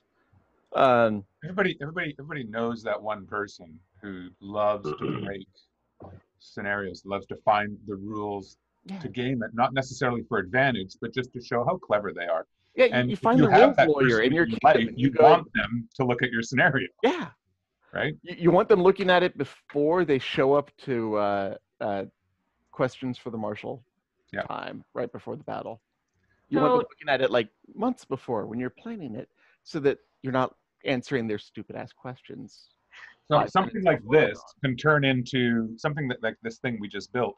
If it worked the first time, this is something that can turn into something people want to do over and over again, and they get better and better at it every time they play it until everybody already understands the rules. You basically are just going through your TRPs, your conventions, and off you go. And then at some point, it actually, because everybody knows the rules so well, it actually ruins the scenario in a way, because everybody knows exactly how to win it at that point. And then you have to get rid of the scenario and come up with something new. Or change it up. Yeah. So, yeah. So we have a couple of questions popping up. Pasquale, the victory condition is at the top of the screen. The other question, specifically for this scenario, real quick, is what happens when people run out of reses? Do those points manuscripts just stay out in the ethos? Or does the other team have to go hunt them down? Or do they automatically get the points that were left on the field? That would be the quick question from one of my friends who, Pasquale, who likes to break scenarios. I learned from the best. So basically what you're saying is that the rabbit team, without the, throughout this battle, I won't know, that's another thing I thought of, is having a whiteboard, because I'm an elementary school teacher, that the two the onesie marshals is what I'm going to call them, give them a little whiteboard that they write on how many points they are holding on to, because that makes it easy for me as the RMIC to keep track of how many points have been scored, and it makes it a little bit easier for the teams as well to be like, they're 3 points ahead, but there's still 2 points somewhere on the field. And I'm calling them onesie marshals. I'm sure we'll come up with better words for them. No, I love that word. I love the idea Onesie of marshals? putting our marshals in onesies. It'll be hot though. Those things are always Those hot. poor Southern men and women's. Yeah, maybe up in like mid in the east and tier. Whatever I'm calling them onesie marshals. They may be in tabards. Whatever it is, we make them very blatant and obvious. Another thing I stuck on. You put the thing on their helmet. Snail. So this is something actually snail and ears on Warwick and I disagree with it. I never put my marshals in anything that looks like fencing armor, because that's how they get hit. Mm-hmm. So I refuse to allow, marshals don't wear masks, because that's how they get hit. As long as you don't have RBGs, that's fine. Yeah, and even when I have RBGs, I prefer doing goggles over masks, again, for the same reason. Do the goggles. But either way, so we have our onesie marshals. Another thing that I put in here is, on those manuscripts, put the directions on the manuscripts. Like, on the rabbit map manuscript, you have an adorable picture of a rabbit, and you have something that says, "Take me to the res marshal to gain the power of this." Yep, that's exactly right, for sure. I am so mad, because that was actually on my little piece of paper to ask you. Damn it! After 8 years, Hawk has learned some things. Yeah, it's almost like she knows me. Children for a living. and I realize, I say that, but I'm thinking about, let's pretend I was doing some version of this in my, my second grade classroom. What do I want to do so that I don't have 300 kids coming up to me every 15 seconds going, "Hey, Miss Hawk, Miss Hawk, Miss Hawk, what do I do?" So, wow, I want to ask John's question real quick before, and it's a complete step away from what we're talking from this scenario, but what is the absolute simplest scenario that you can run that is still fun? Put all the people on the field and tell them to kill each other. Yeah. That's it. Yep. I usually end the day with the last man standing, last sensor standing. It's a res battle. You fight it until you're tired, and when you're tired, you bow out. And then when you get on the even side, you switch them up, and it's everybody against everybody else at that point. And you just fight till the last two fighters are tired of fighting. Sorry, Oliver. Sorry, even a line battle, even a field battle can be a lot of fun if you go into it with the right mindset. My final battle usually has nothing to do with the war. Yeah. There'll be no points attached to it. It'll be a complete gimmick battle. I'll do zombies versus villagers. Mm-hmm. That was a good one. Sorry. So, Miguel asked Warwick, a question. Do you have a different idea? You have a different definition for Valhalla battle? But what I'm used to for Valhalla battle is something that I love to end an event with, if it's a small event, and that is, it's a grand melee. So everybody for themselves. If the person who killed you dies, you go back in. Oh yeah, that's our Valhalla battle. Okay. You're conflating that with the snowball tourney I was talking about last week. Maybe that it might have been, but the end result is that whoever wins has to kill everybody, and pretty much that takes such a huge amount of effort, and that's so hard to do. It either happens the first. Usually, if people are fresh, somebody will run the line all the way through the first time, and then the second and third one take forever. Right. So back to the scenario. So I'm actually going to deviate from that a little bit, because Hawk was trying to bring it up, because Miguel asked us a very good question that harkens back to our episode 2 weeks ago, where we had someone ask, is there a good way to incorporate people's personas into scenarios? But what Miguel, sorry, Miguel, you are definitely not Pasquale. So what Miguel wanted to know is, know people who see melees as the opportunity to prove themselves as a good fencer, a commander, a leader, a team player, like especially giving them their opportunity to up that kill count all at once. How do you balance those people, and in my own words, those hungry or thirsty people, with the fun factor? Can you appease them both? Or like, what are some of the considerations when you see that you have a thirsty boy or hungry girl situation on the field or in your kingdom? Offer multiple scenarios. No one scenario is going to make every single person happy. So especially when you've got this nice baronial war, well, we'll have one scenario where, you know, this is kind of our fun and goofy scenario for the people who like, you know, cool, goofy, you know, these types of scenarios. If you've got, you know, make another scenario where the focus is, you know, kill, kill, kill. You've got the opportunity to, you know, offer a buffet. Yes. So if somebody just wants to get out there and kill somebody, they just want a line battle, that's fine, whatever they want.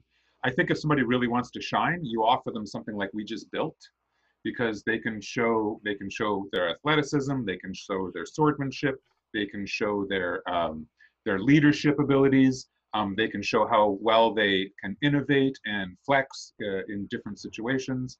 So that is how people, because when people just, if they want to show how awesome they are, they don't want to just be seen as somebody, I'm assuming they don't want to just be seen as somebody that can put the pointy end in the other guy. If that's what you really want to do, you're a duelist, go fight in a tournament.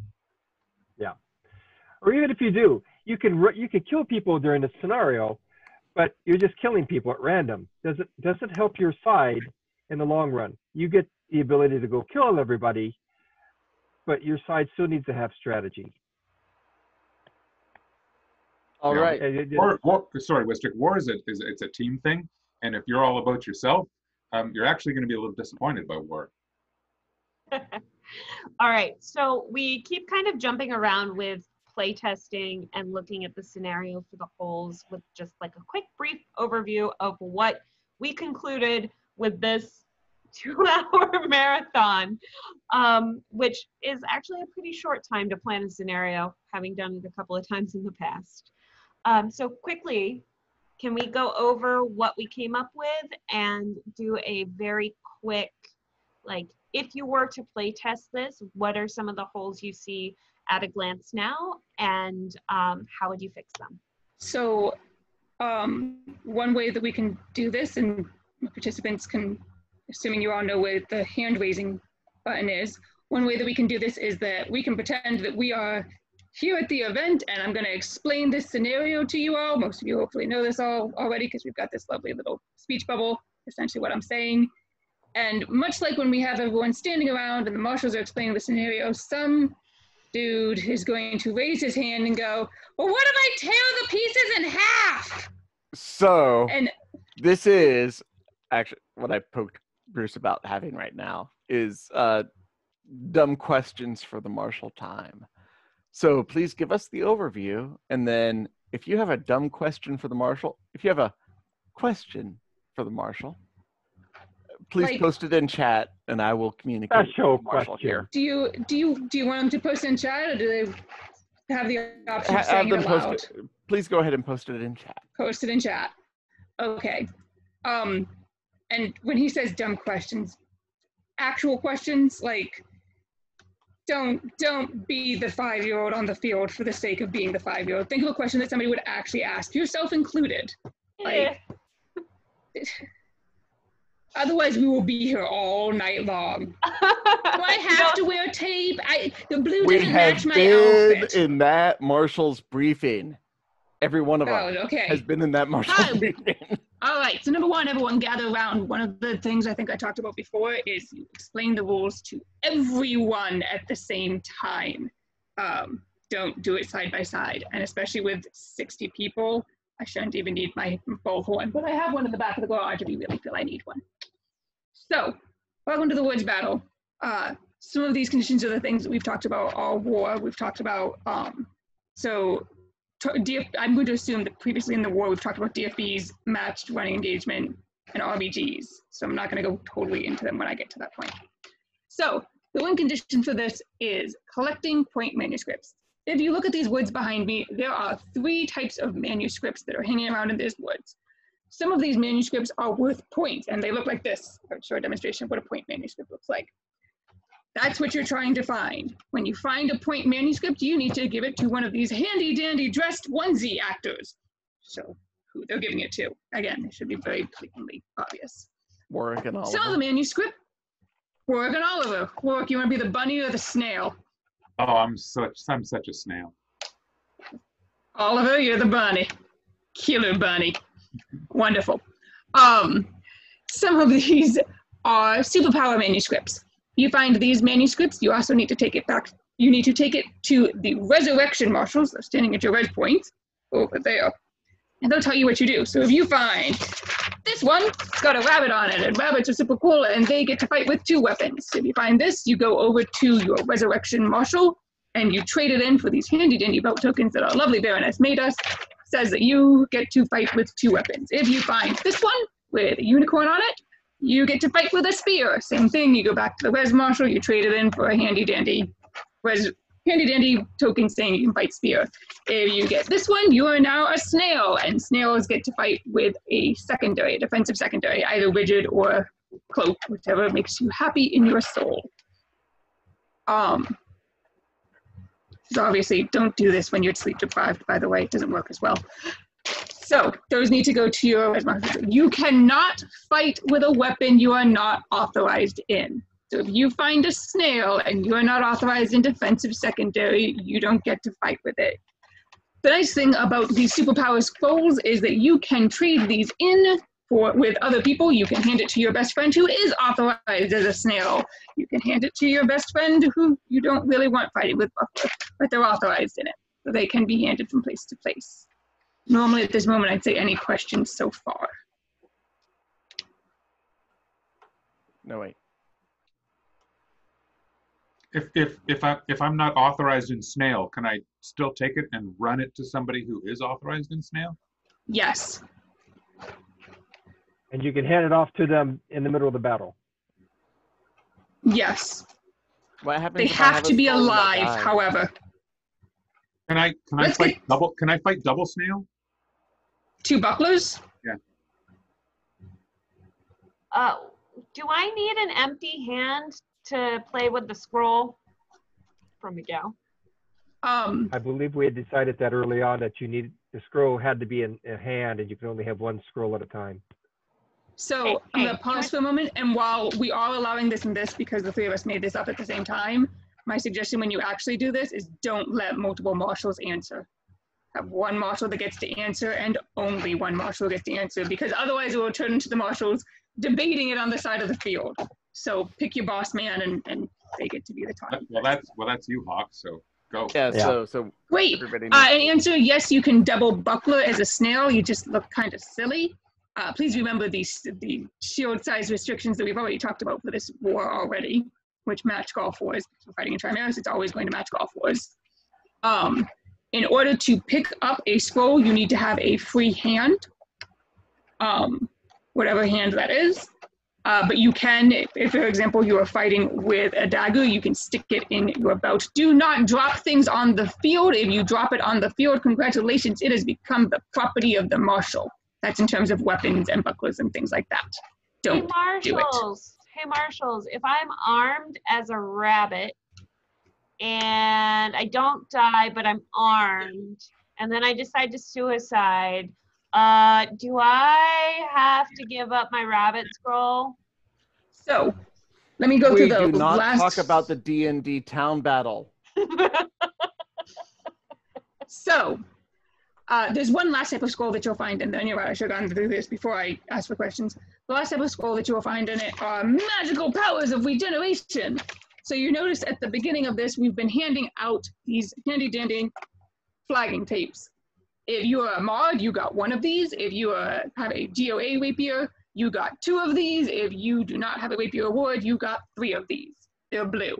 But in these handy-dandy extra regeneration manuscripts, there's some extra flagging tape in this lovely shade of, oh my god, glitter.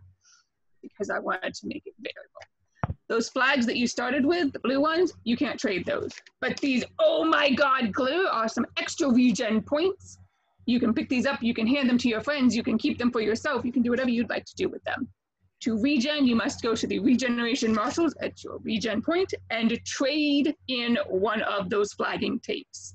If you destroy the flagging tape, if you destroy the manuscripts, you have made the marshals and these small adorable children I have with me very, very sad. And you're probably going to go to timeout. Don't do it.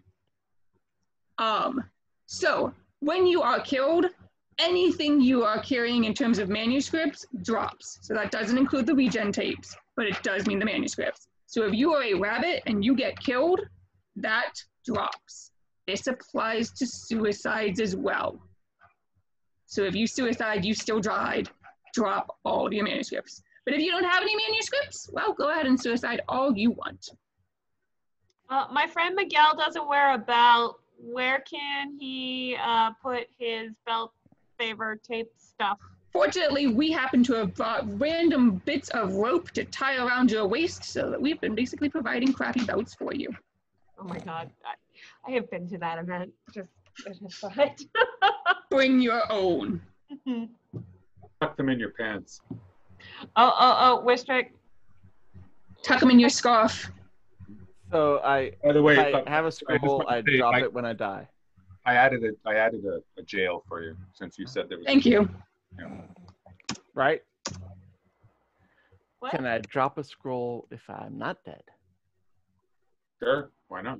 Oh, sorry, I Sure. can't answer that question. I can't answer that question. You Only can't. only Law can answer that question. Sure. My one request is that if you drop it and you choose to re-hide it, remember those poor marshals have to find them again at the end, so it needs to be visible. You can't, as you go through, you'll see they're semi-visible. You cannot hide it in such a place that it can't be found again. Pounds? Yes. Is Wistrick always that guy? Oh, yeah. Yes. Yeah. Oh, All you right. have no idea. You may not I- just like- throw it off the side of the I field. would not ask that question. I would chuck it out of bounds and wait for, okay, everybody come together. You can't do it. Wistrick just did. So legit, this is why Wistrick is part of my, hey, Wistrick, break this committee. I have a committee of people and I hand it to them. And I basically go, okay, come up with how would you break this? And this is what they're here for.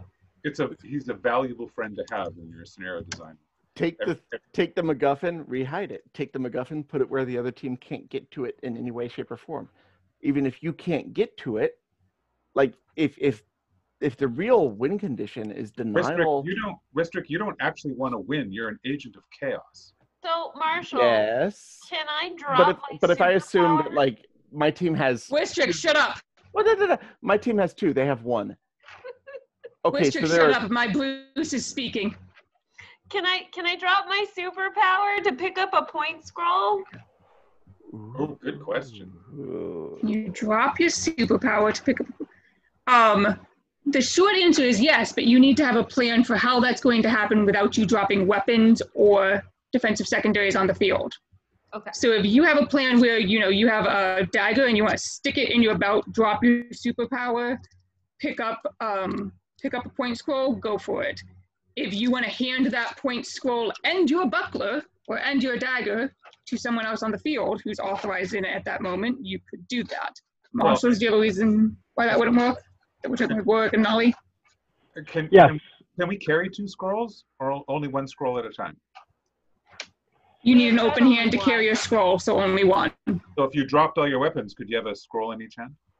If you drop your weapons on the field, I will be very, very angry at you. If I carefully No, because then you are no longer a target. Carefully put my spear up against a tree, and my sword That's beside dropping it. shield there. Can I carry a manuscript in each hand? I think So you for the are martial completely rules, if unarmed? You're not armed. You're not a target. It's not legal to strike you. So my answer based on previous rules is that didn't matter if you were armed or not, because if you had lost 2 arms, you could still stay on the field and you weren't necessarily dead. I'd have to double check the current rules and make sure that how it's written doesn't have anything against that. My default is No. I will not, hold on. I do this beforehand. I would not let you lean it against a tree. When I say you may not leave weapons on the field, I mean you may not leave weapons on the field. I don't care how careful and sweet and nice And you are about it. that actually solves the problem. So there you go. Yeah. You have to, like, I've got everything under one arm. I've got my spear and I got my sword and my shield and a manuscript, and I'm trudging off the field kind of thing, right? You cray. So we've received this question several times, so I'm going to answer it even though I'm not the marshal in charge. No, you may not get on the shoulders of the snails even if you're a rabbit. What you do after hours is completely up to you, but no riding the snails. Thank you. Actually, There's That's a drinking game Gold late at has the night. Green dragon. All right. I had to get that. A hawk. Yep. So if I have a superpower, like a second, I have a dagger. Do I give up that scroll that gave me that so that I can get the dagger? So I'm no longer holding that scroll? So for the superpower scrolls, as it says on the scroll, you take this handy dandy scroll over to your regeneration marshal. That's the marshal standing at your res point, the place where you began, and you trade that scroll for one of these handy dandy belt tokens that are lovely, nice Baroness made for you. And you tuck that into your belt, or you can tie it around your arm. They're long enough that you can do that. So does a belt token then stay with me if I die? Nope, you drop the belt token. Good point. I need to write that better. So if I'm about to die, thank you, Pasquale, can I throw my scroll to a friend? About to die or dead? About to die. I'm Sure. cornered. You know you're about to die. Do whatever you want. Oh, was it Demetria? Sorry. My short answer is that I do not want you chucking these across the field because they're made out of poster board and they are 2 feet by 1 feet. But you can drop it. Can somebody explain the belt tokens to me? I really didn't catch that. That was when His Majesty said that Her Excellency had made belt tokens in terms of the What are they for? Superpowers. Superpowers. You guys were debating on how to show that. Mark the superpowers. Yeah. Yeah. Thank you, Your Majesty, for adding an extra level of complication to what we are doing.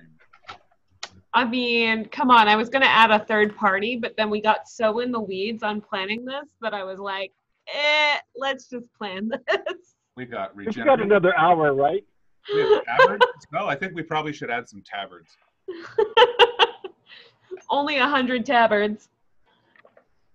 So this is actually something we probably would have come up beforehand. So I've taken that manuscript, I've changed it into a boat. You need an open hand in order to grab any manuscript. That's what we're saying, yes? Yeah. This is a question by Marsha's, making sure we've all agreed on this. Yes. Let me add that. So what happens if my offhand is taken while I'm carrying a scroll? You may choose to trade that, to put the manuscript in your weapon hand and you've lost the use of that weapon and, you know, good luck, run for it. Or you may choose to drop the manuscript, up to you. How should one carry their sword when they have a manuscript in the hand?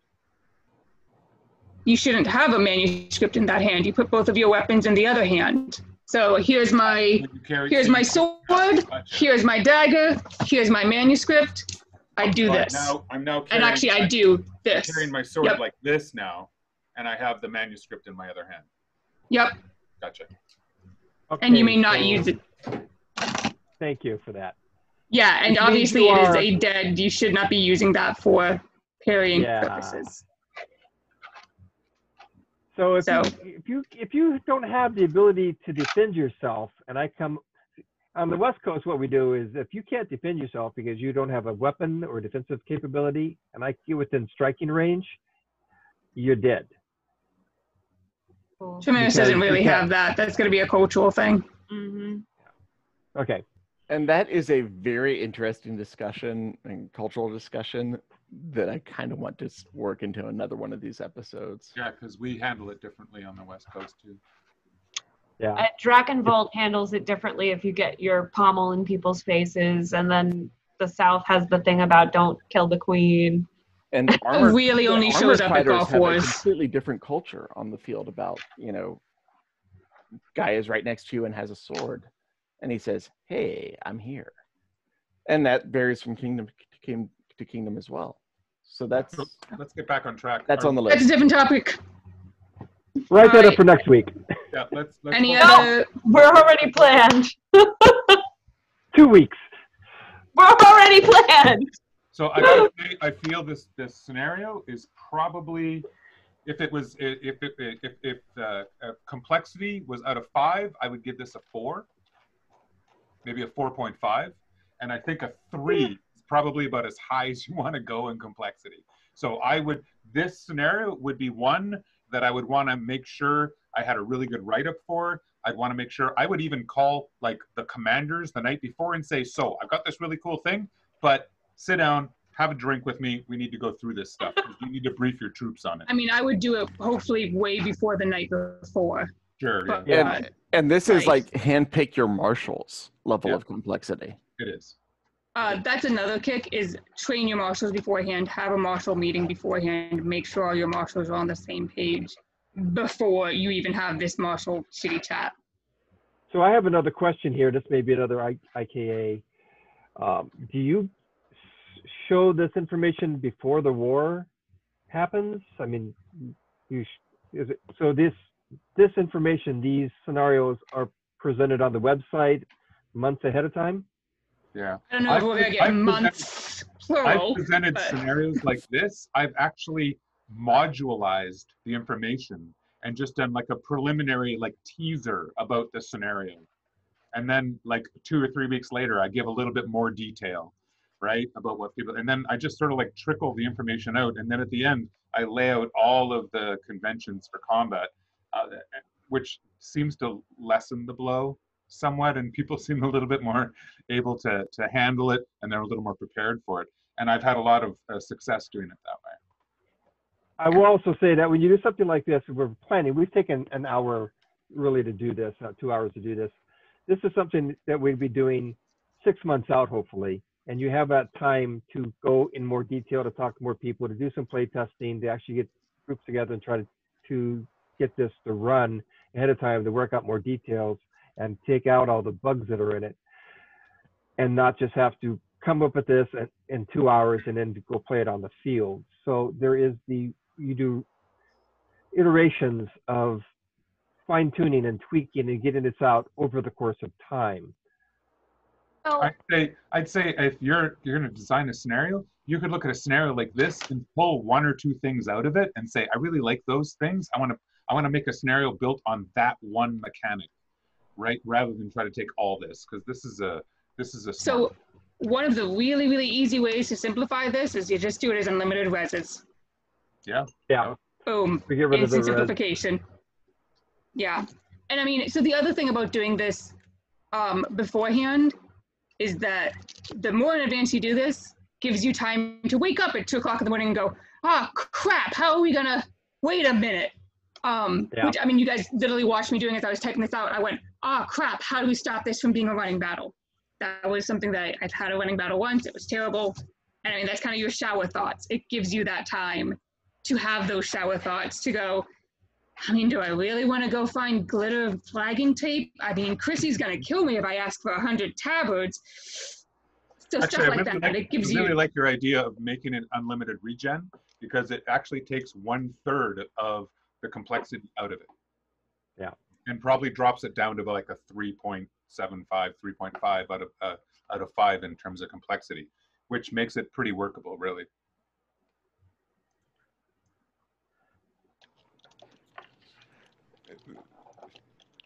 so there you go. There's a What quick would and be the easy difference between a 3.5 and a 3.75 there? Like, how would you trim that last 0.25. quarter of a point off of that? Quit calling me out, man.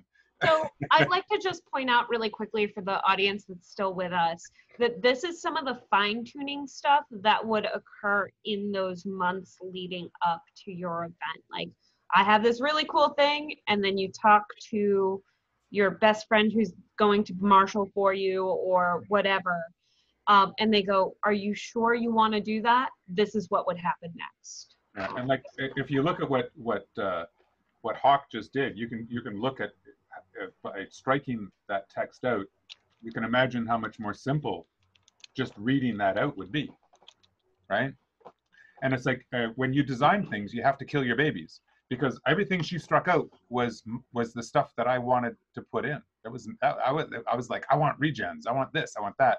But you have to be able to look at those things that you've put into the scenario. It's something that you think is awesome, and you have to be willing to pull them out because it makes it better. I mean, And we've it might eliminated be, a lot of stuff along the way. We came up with a whole bunch of ideas, options, thinking out of the box, trying to come up with stuff. Not all of it stuck to the wall. A lot of it just slid down. And so, yeah, don't die on the hill that you want to keep everything in if it doesn't work well. Absolutely. Fun is the goal, right? so I know Pascal especially is asking a bunch of questions about carrying manuscripts and how you carry manuscripts and stuff like that. And it may literally be that I sit here and especially because Pascal's probably one of those people who I'd end up putting in my, break it scenario committee. I go, let me think on this. Because originally we said, okay, you can only hold a manuscript if you have an open arm. Maybe we say you can have a manuscript and you can, hold it behind your shield, you can shove it in your belt, you can only just have one at a time. Not sure. That might be something that I sit here and go, I said you had to have an open hand for it. Maybe I decide I don't want to do that. Maybe that's allowing Pascal to come up with a million different really, really complicated questions, which are legitimate questions. Maybe I go, screw it. You can take that scroll and just shove it in your belt. And we're back to IKA again, is that on the West Coast, it's simple. You can't be defenseless on the field. And if you put two weapons in one hand, it's down to safety then. You can't actually use your sword while holding a dagger in the same hand. That's unsafe. There's no safe way of doing that for anybody. So it's like and we talked about this early on, is that if you have two weapons or a weapon in secondary, you're not allowed to pick up a scroll. That was a simple point. It's like you've got a superpower, but what you give up, this is the monkey's paw. You give up the ability to pick up scrolls. That's another good way to fix it. Mm-hmm. And just noting Pasquale being the breaker, he's the person that I channel when the mid-realm asks me to break Pennsic scenarios for them. Yeah, the questions are great. I'm reading through them. They're perfect. Well, and there's that's also a consideration based on the turnout you get day of. Like if you have 100 people, okay, no, one particular person doesn't need more ability to pick up a scroll. But if you get, like, if there's a hurricane, if there's rain, if only 40 people turn out, okay, maybe in that situation. Well, you make fewer power scrolls. Right. So you have fewer people who have that issue. Yep. Yeah. And when you look at stuff like that, you do it in percentages. It's like, if I got half as many people, well, let me look at all of this stuff that I've brought into this scenario. Let's do half of it, or 2/3 of it, or whatever feels right. And then you look at it in grosses like that, right? You make large changes, not small changes. So the same way, if you wanted to, you could say for RPG ammo, you look at everybody's got 20 shots for this scenario, each side. And if you've got twice as many people, you give them 40 shots. It's scaled. So one thing to consider is that when you're looking at things like Golf Wars, you don't really get to make a lot of the Pennsic, especially, like, the scenarios are set ahead of time. They are negotiated, they are, signed, sealed, delivered, contracted, et cetera, et cetera. It's a lot harder to make those changes on the spot. Something like this, where it's a baronial war, you'll notice in my scenario, I didn't say how many superpower scrolls we're gonna have out there. Because chances are that's something I'm gonna change. So I'm just not gonna say. We'll say it when we get to the field. Or I might kind of talk with go, there might be about 5 to 10 of them. So it's kind of a joke that I tell new teachers is, remember, the kids can't see your lesson plans. So, if you don't show your lesson plans, they don't know that you didn't follow them. So you kind of have an element of that can show up in this as well, Which is also a little dangerous, because that's how you get bit too. Yeah, it's finding that balance of what are some things you think might be slightly adjusted on the field that are really easy? Number of flags is an easy one. Yeah, always go with the easy, right? Yeah. Like taking out the regen thing at the last minute, that's a little bit harder.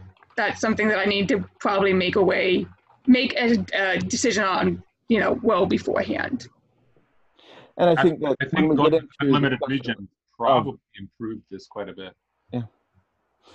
when we get into discussion of why we see the same old thing at wars, at interkingdom wars over and over again, versus this sort of flexibility we have, it's back to Hawk, what you mentioned of you get handed the scenarios. You don't get that flexibility. And even when you do, there's a slight, the desire to stick with what works. Because I gotta be honest, like we've gone through this, pretend I spent 6 months on this, this is what I came up with. As we've said, when things break at a baronial war, whatever, we're there for fun. When things break at Pennsic, it's a little bit more of a big deal. Yeah. Same thing, if things break at Gulf Wars, it's a bit more of a big deal. And that's where that size and what I also call the seriousness really, really matters. Because, this could be a baronial war that people take very, very seriously. It's going to be a lot harder to have really, really flexible things. It can be back done. to know your audience. Yeah. Another thing that we didn't really talk about that sometimes shows up in terms of audience to think about is whether you're expecting a lot of newer fighters or not. And obviously, most of the time you don't usually know. Sometimes you might get lucky and know. If you do, that's something that can sometimes affect what you're planning as well. At Gulf Wars and Pennsic, you have to presume you're going to have a mix of both, right? You're going to have all, like Gulf Wars, you have all the spring break fighters. Mm-hmm. And with Pennsic, you get a lot more interference from the crowns. Pasquale just pointed out, like, day 4 of Pennsic and the war's been a complete blowout. Like, what do you do to fix the scenarios? You don't have another one. What can you do? Field battle. Depends on why it's a blowout. If it's the sides are vastly uneven, that's easily fixed with the crown's permission to even up the sides. If it's because you have more, like 6 times the number of mods on one side versus the other, again, you can even out the ability for the mods to be stretched over. It really depends. Well, why is it a blowout? Like, that's really what the question becomes. Like, is it a blowout because of tempers on the field? Well, that's one issue. Is it a blowout because it's been raining and every field is slippery and terrible and makes things unsafe? That's a totally different thing. Mm-hmm. Is it a blowout because the crown, on Monday of Pennsic said, hey, I want to ride horses in the middle of battle? Well, that's another scenario altogether. That was Monday's thought. That was Monday's. Which night has a strong back? I was lot. Get her a couple of nights. I was a lot meaner to you on Monday. I'm sorry. This is true. Now you have like scenario planning PTSD. But anyway, so I just kind of wanted to wrap up what we went over here. Back to the discussing this being kind of the spirit and the overview of some of the considerations. Not all, we couldn't do all in the 2.5 hours we've been here, but some of the considerations for scenario planning. We tried to explain a little bit about what type of situations go into the thought process behind planning a melee scenario to make sure that it remains fun, such as where the event is, how big the event is, what parties the event is between. We've just heard a lot about how a baronial war or especially a day event is very different from Pennsic or Gulf Wars, where there are a lot of egos and tradition on the line. We've also discussed how having 200 or 600 fighters is much different from having 50 or 20. We've seen here a very big difference in how we would plan a scenario on a wooded terrain versus an open field. And next time we do this, if we do this again, we definitely should do the open field. Sorry, audience. Just to show a little bit more of the thought process that goes into planning terrain for people that's not given to us. Other things we've discussed are pieces that change day of, or even in the scenario planning itself, whether it be requests from the autocrat or the crown or the marshal in charge or even the weather. And I'd like to thank our panelists for taking the time to plan the scenario out. And I would like to hand it over to Wishvik for the classic way of wrapping up these panels, which is no shit, there I was stories. I'm not sure what he had planned for this week, but haha, you get to plan it. King George says so. No shit, there I was. And I sat in a panel where they made me make up a scenario on the spot for 2 hours. What is the most insane idea for a scenario you've come up with? Let's start. Not this one. Not Not the test one either? On your own. Let's start with. Define insane. Yeah, I don't. This will cause headaches. Someone will get somebody killed, and I will have to do a lot of paperwork. Is it the D&D town battle, or No. did you put it on an actual We review? do not talk about the So, D&D. I mean, here's the problem with that, because my job is not to create scenarios that do that. I don't make scenarios. Like, the only time I've had to do scenarios like that is where King George went, hey, I've never fought rapier, in 5 years, but I made this scenario, and no, you may not change it, and no, I don't agree that this is unsafe, and oh God, and no, I didn't play test it with anyone. I haven't even talked to anyone rapier, but this is what you're gonna do. What's the first thing you look for in breaking a scenario? So my personal version is that I do 2 things. The first thing I do is I go, okay, let me pretend I'm running this scenario. I'm gonna fight in this scenario. How am I gonna win it? What would be my instant, okay, go win it? Okay, did that make this really unfun for anyone? That's probably a bad thing. And then my next one, I guess there's 3. My next one is that I think about, what would someone more insane than me, like Wishvik, do if he showed up on the field and he's like, I don't care about this war, I just want to make chaos? What would he do? What would Wishvik do? To be fair, that's you at War of the Wings. By request. Don't you be calling us out. No. Request. For those not familiar, War of the Wings. 3 answers, maybe Warwick and Oliver want to answer. So the last thing I do is I picture what it looks like running, and I think of things that would go wrong. Yeah, what's the first thing you look for in breaking a scenario? Yeah, same what she does. You sit there, you pretend you're a person fighting, and it's like, okay, these are the rule sets that I have been given. What can I do? And I channel my inner Wishvik and go, but I'm not as good at it as you are. But yeah, it depends if you want to be. I'm okay having enemies.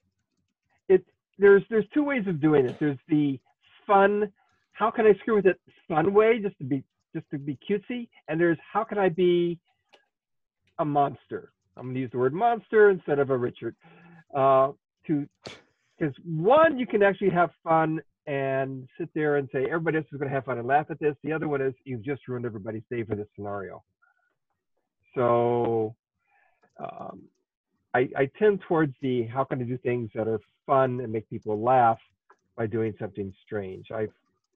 If you can take the MacGuffin off the field or give it to a child or something of that nature and have it run around, but it's still in play, that's one thing.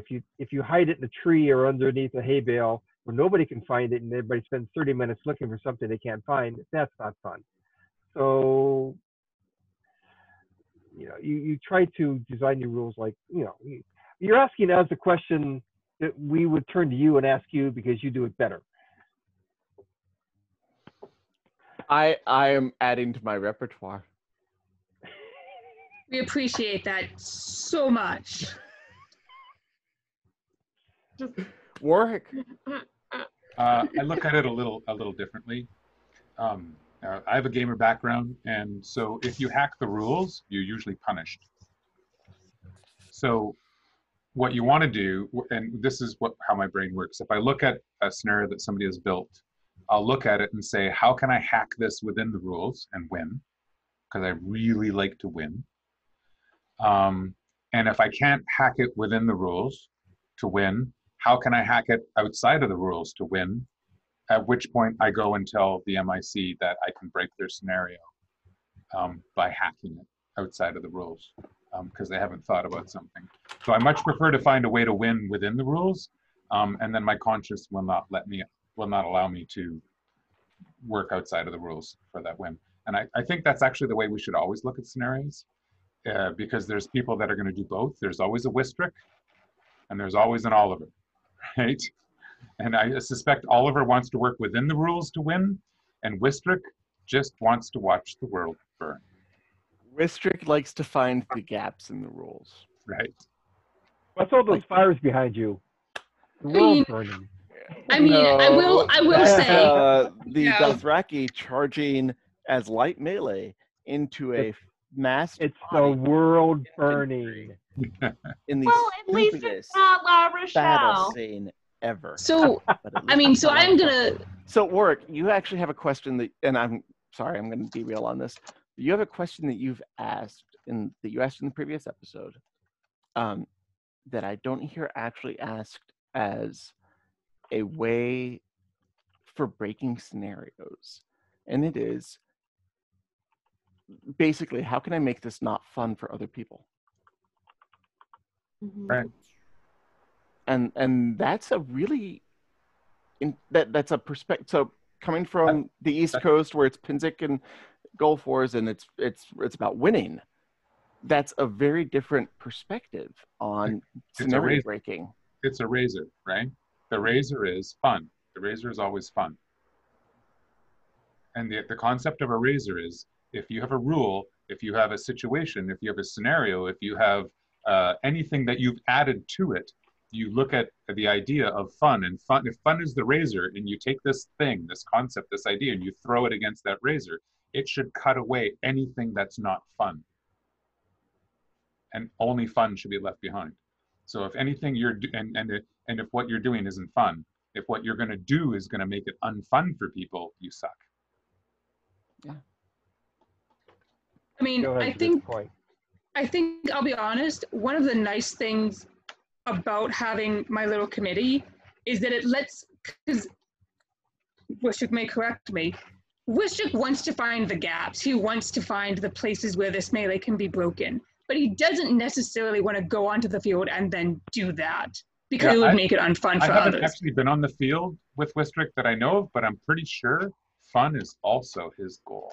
Oh, yeah. And so by having So that if everybody committee else and has allowing, fun, they stick around, and then I get to stab them again. Right? yeah, I mean, and so having that committee of people kind of gives an outlet for people like you find the Wistricks and you go, look, I've given you the chance to find all the gaps. You are my I hate to say this is the same thing you do with kindergartners. You are my special buddy. Your job is to find all the gaps. And that way they're doing it Also, in this it committee keeps- in a good place. So in from my that, from that industry- wholly selfish. In my industry, we do the same thing. In my industry, we reward the people that can break your shit and then bring you the broken shit. Right? So those hackers, those people that can take the things that you've built and broken it, and then they come to you and they say, here's how I would break this, you reward those people because they are treasures. They ensure that things are going to be fun. And that's the difference here, is that they bring it to you so it could be better, Yes. rather than to sort of like I find the places where it can be broken, but I still want everybody to have fun. Somebody else out there might go looking for the places that can be broken and not care about everybody else having fun. And like I've So been when in somebody your brings a position- scenario to me and I say, this is how I'll break it, that's saving me. That's like making sure that all of my friends have fun so I can get to stab them at the next event. And I've been in your position before, Wistrick, where I've been able to break down a scenario and I've taken advantage of it, but I've wanted to make sure I didn't make it suck, right? You always, you know, if you can own a scenario and still ensure it's fun for everybody, like, you know, you threw it out of bounds and or whatever, like that actually sounds really cute. Like that kind of stuff is awesome because you're not doing it to win. You're doing it just because it's funny and it's cute, right? That's fine. That's the type of shit that we should be doing because you can survive that. Nobody's going to get into a screaming match over that kind of stuff. Well, if it's the only thing you can win with, it's a single MacGuffin, it does break. Right. But yeah, there is a certain amount of scorched earth victory to that, I suppose, approach. But yeah, can you recover from it though and go again and have a good laugh? As long as you can do that, it's okay. And like yeah, especially if you're running it multiple times, break it the first time. Yeah. Let the marshals go.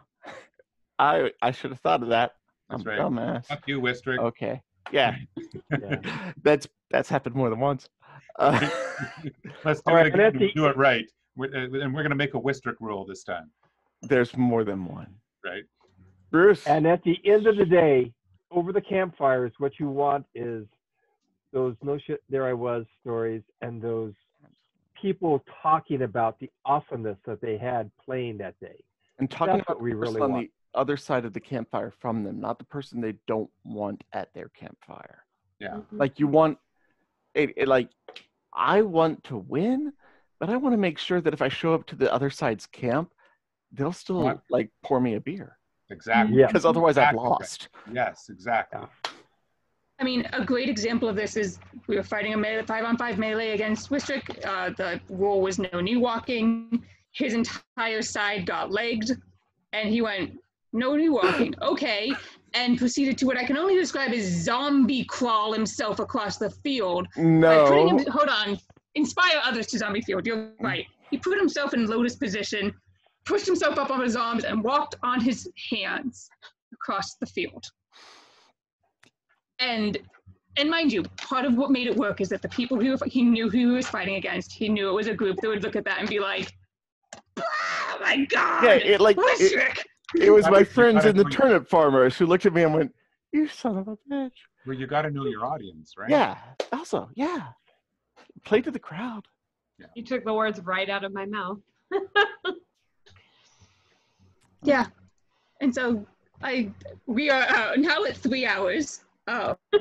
We may choose to end the recording here, and people may hang around, and we'll let you turn on videos, and you can chat as you want to. And worst case scenarios, I'll take host to it off of Wistrick if he needs to go put a baby to sleep. No, baby went to sleep before this started. Otherwise, I could not do this. Because baby's room is through that wall. So I just want to say you guys have been amazing, and I'm really, like I know some of us have met each other in the past at Gulf Wars, because I don't do a lot of Penzik, but I do a lot of Gulf Wars, and I know we've bumped into each other. But we've done this is like a third time we've done this now, and this has been really amazing, and I really like you guys. This is really cool. Whoa, So for I'm gonna Bruce, you want to speak for us? No, are we at I Love You, Man? Oh, yeah, what where we're at? I love it. No, We are super at I Love You, Man. Yeah, no. Oh my God, was that in that bottle of brandy? It only started here. Oh, okay. I was Yeah. worried about you for a second. No. But I'd like to say thank you. Anyone who stuck through to the end, anyone who's watching the recording, thank you so much for coming and listening to what we say. We are really, as Miguel said in the chat earlier, we really are trying to touch on the philosophy of Melee and making Melee better without being too self-indulgent. And we couldn't do it without you guys, and we definitely couldn't do it without our fabulous panel members. So I want to thank Warwick, Oliver, and Hawk for all of your time over the last month with the initial panel on episode 2 and this panel with episode 3 and all the prep work in between. And I hope we get to do this again. I'm not even going to throw out the little papers. I'm going to put them in a Ziploc baggie and put them in my desk so that if we decide to do another Who Scenario Is It Anyway, we can pull them out nice and easy. But next time you're going to be hard on us, right? Oh, next time I'm giving you a blank map, and I'm going to say it's this big, and then I'm going to King George you as hard as I did during our play test. Sounds so So Still proud of our playtest scenario. That was a pretty good one. I know I enjoyed that one. we definitely need to maybe take a screenshot and publish it on the new Fighting the World group on Facebook. So if you haven't hit us up there, please do. We're trying to collect all the videos and make them a little bit more streamlined and easier to access, while still paying homage to the Virtual Academy of the Rapier. So I just want to say thank you everyone for being here. I hope you learned a little bit about the philosophy and logistics of planning a scenario in real time. And I hope it was at least a little bit entertaining, because what's the point if it's not fun? And we're gonna end the recording here. So thank you guys so much, and we'll see you next time. King George, how do your performances end? Ready? Da da da da da da da da da ya ya da da da da da da. You'll be back.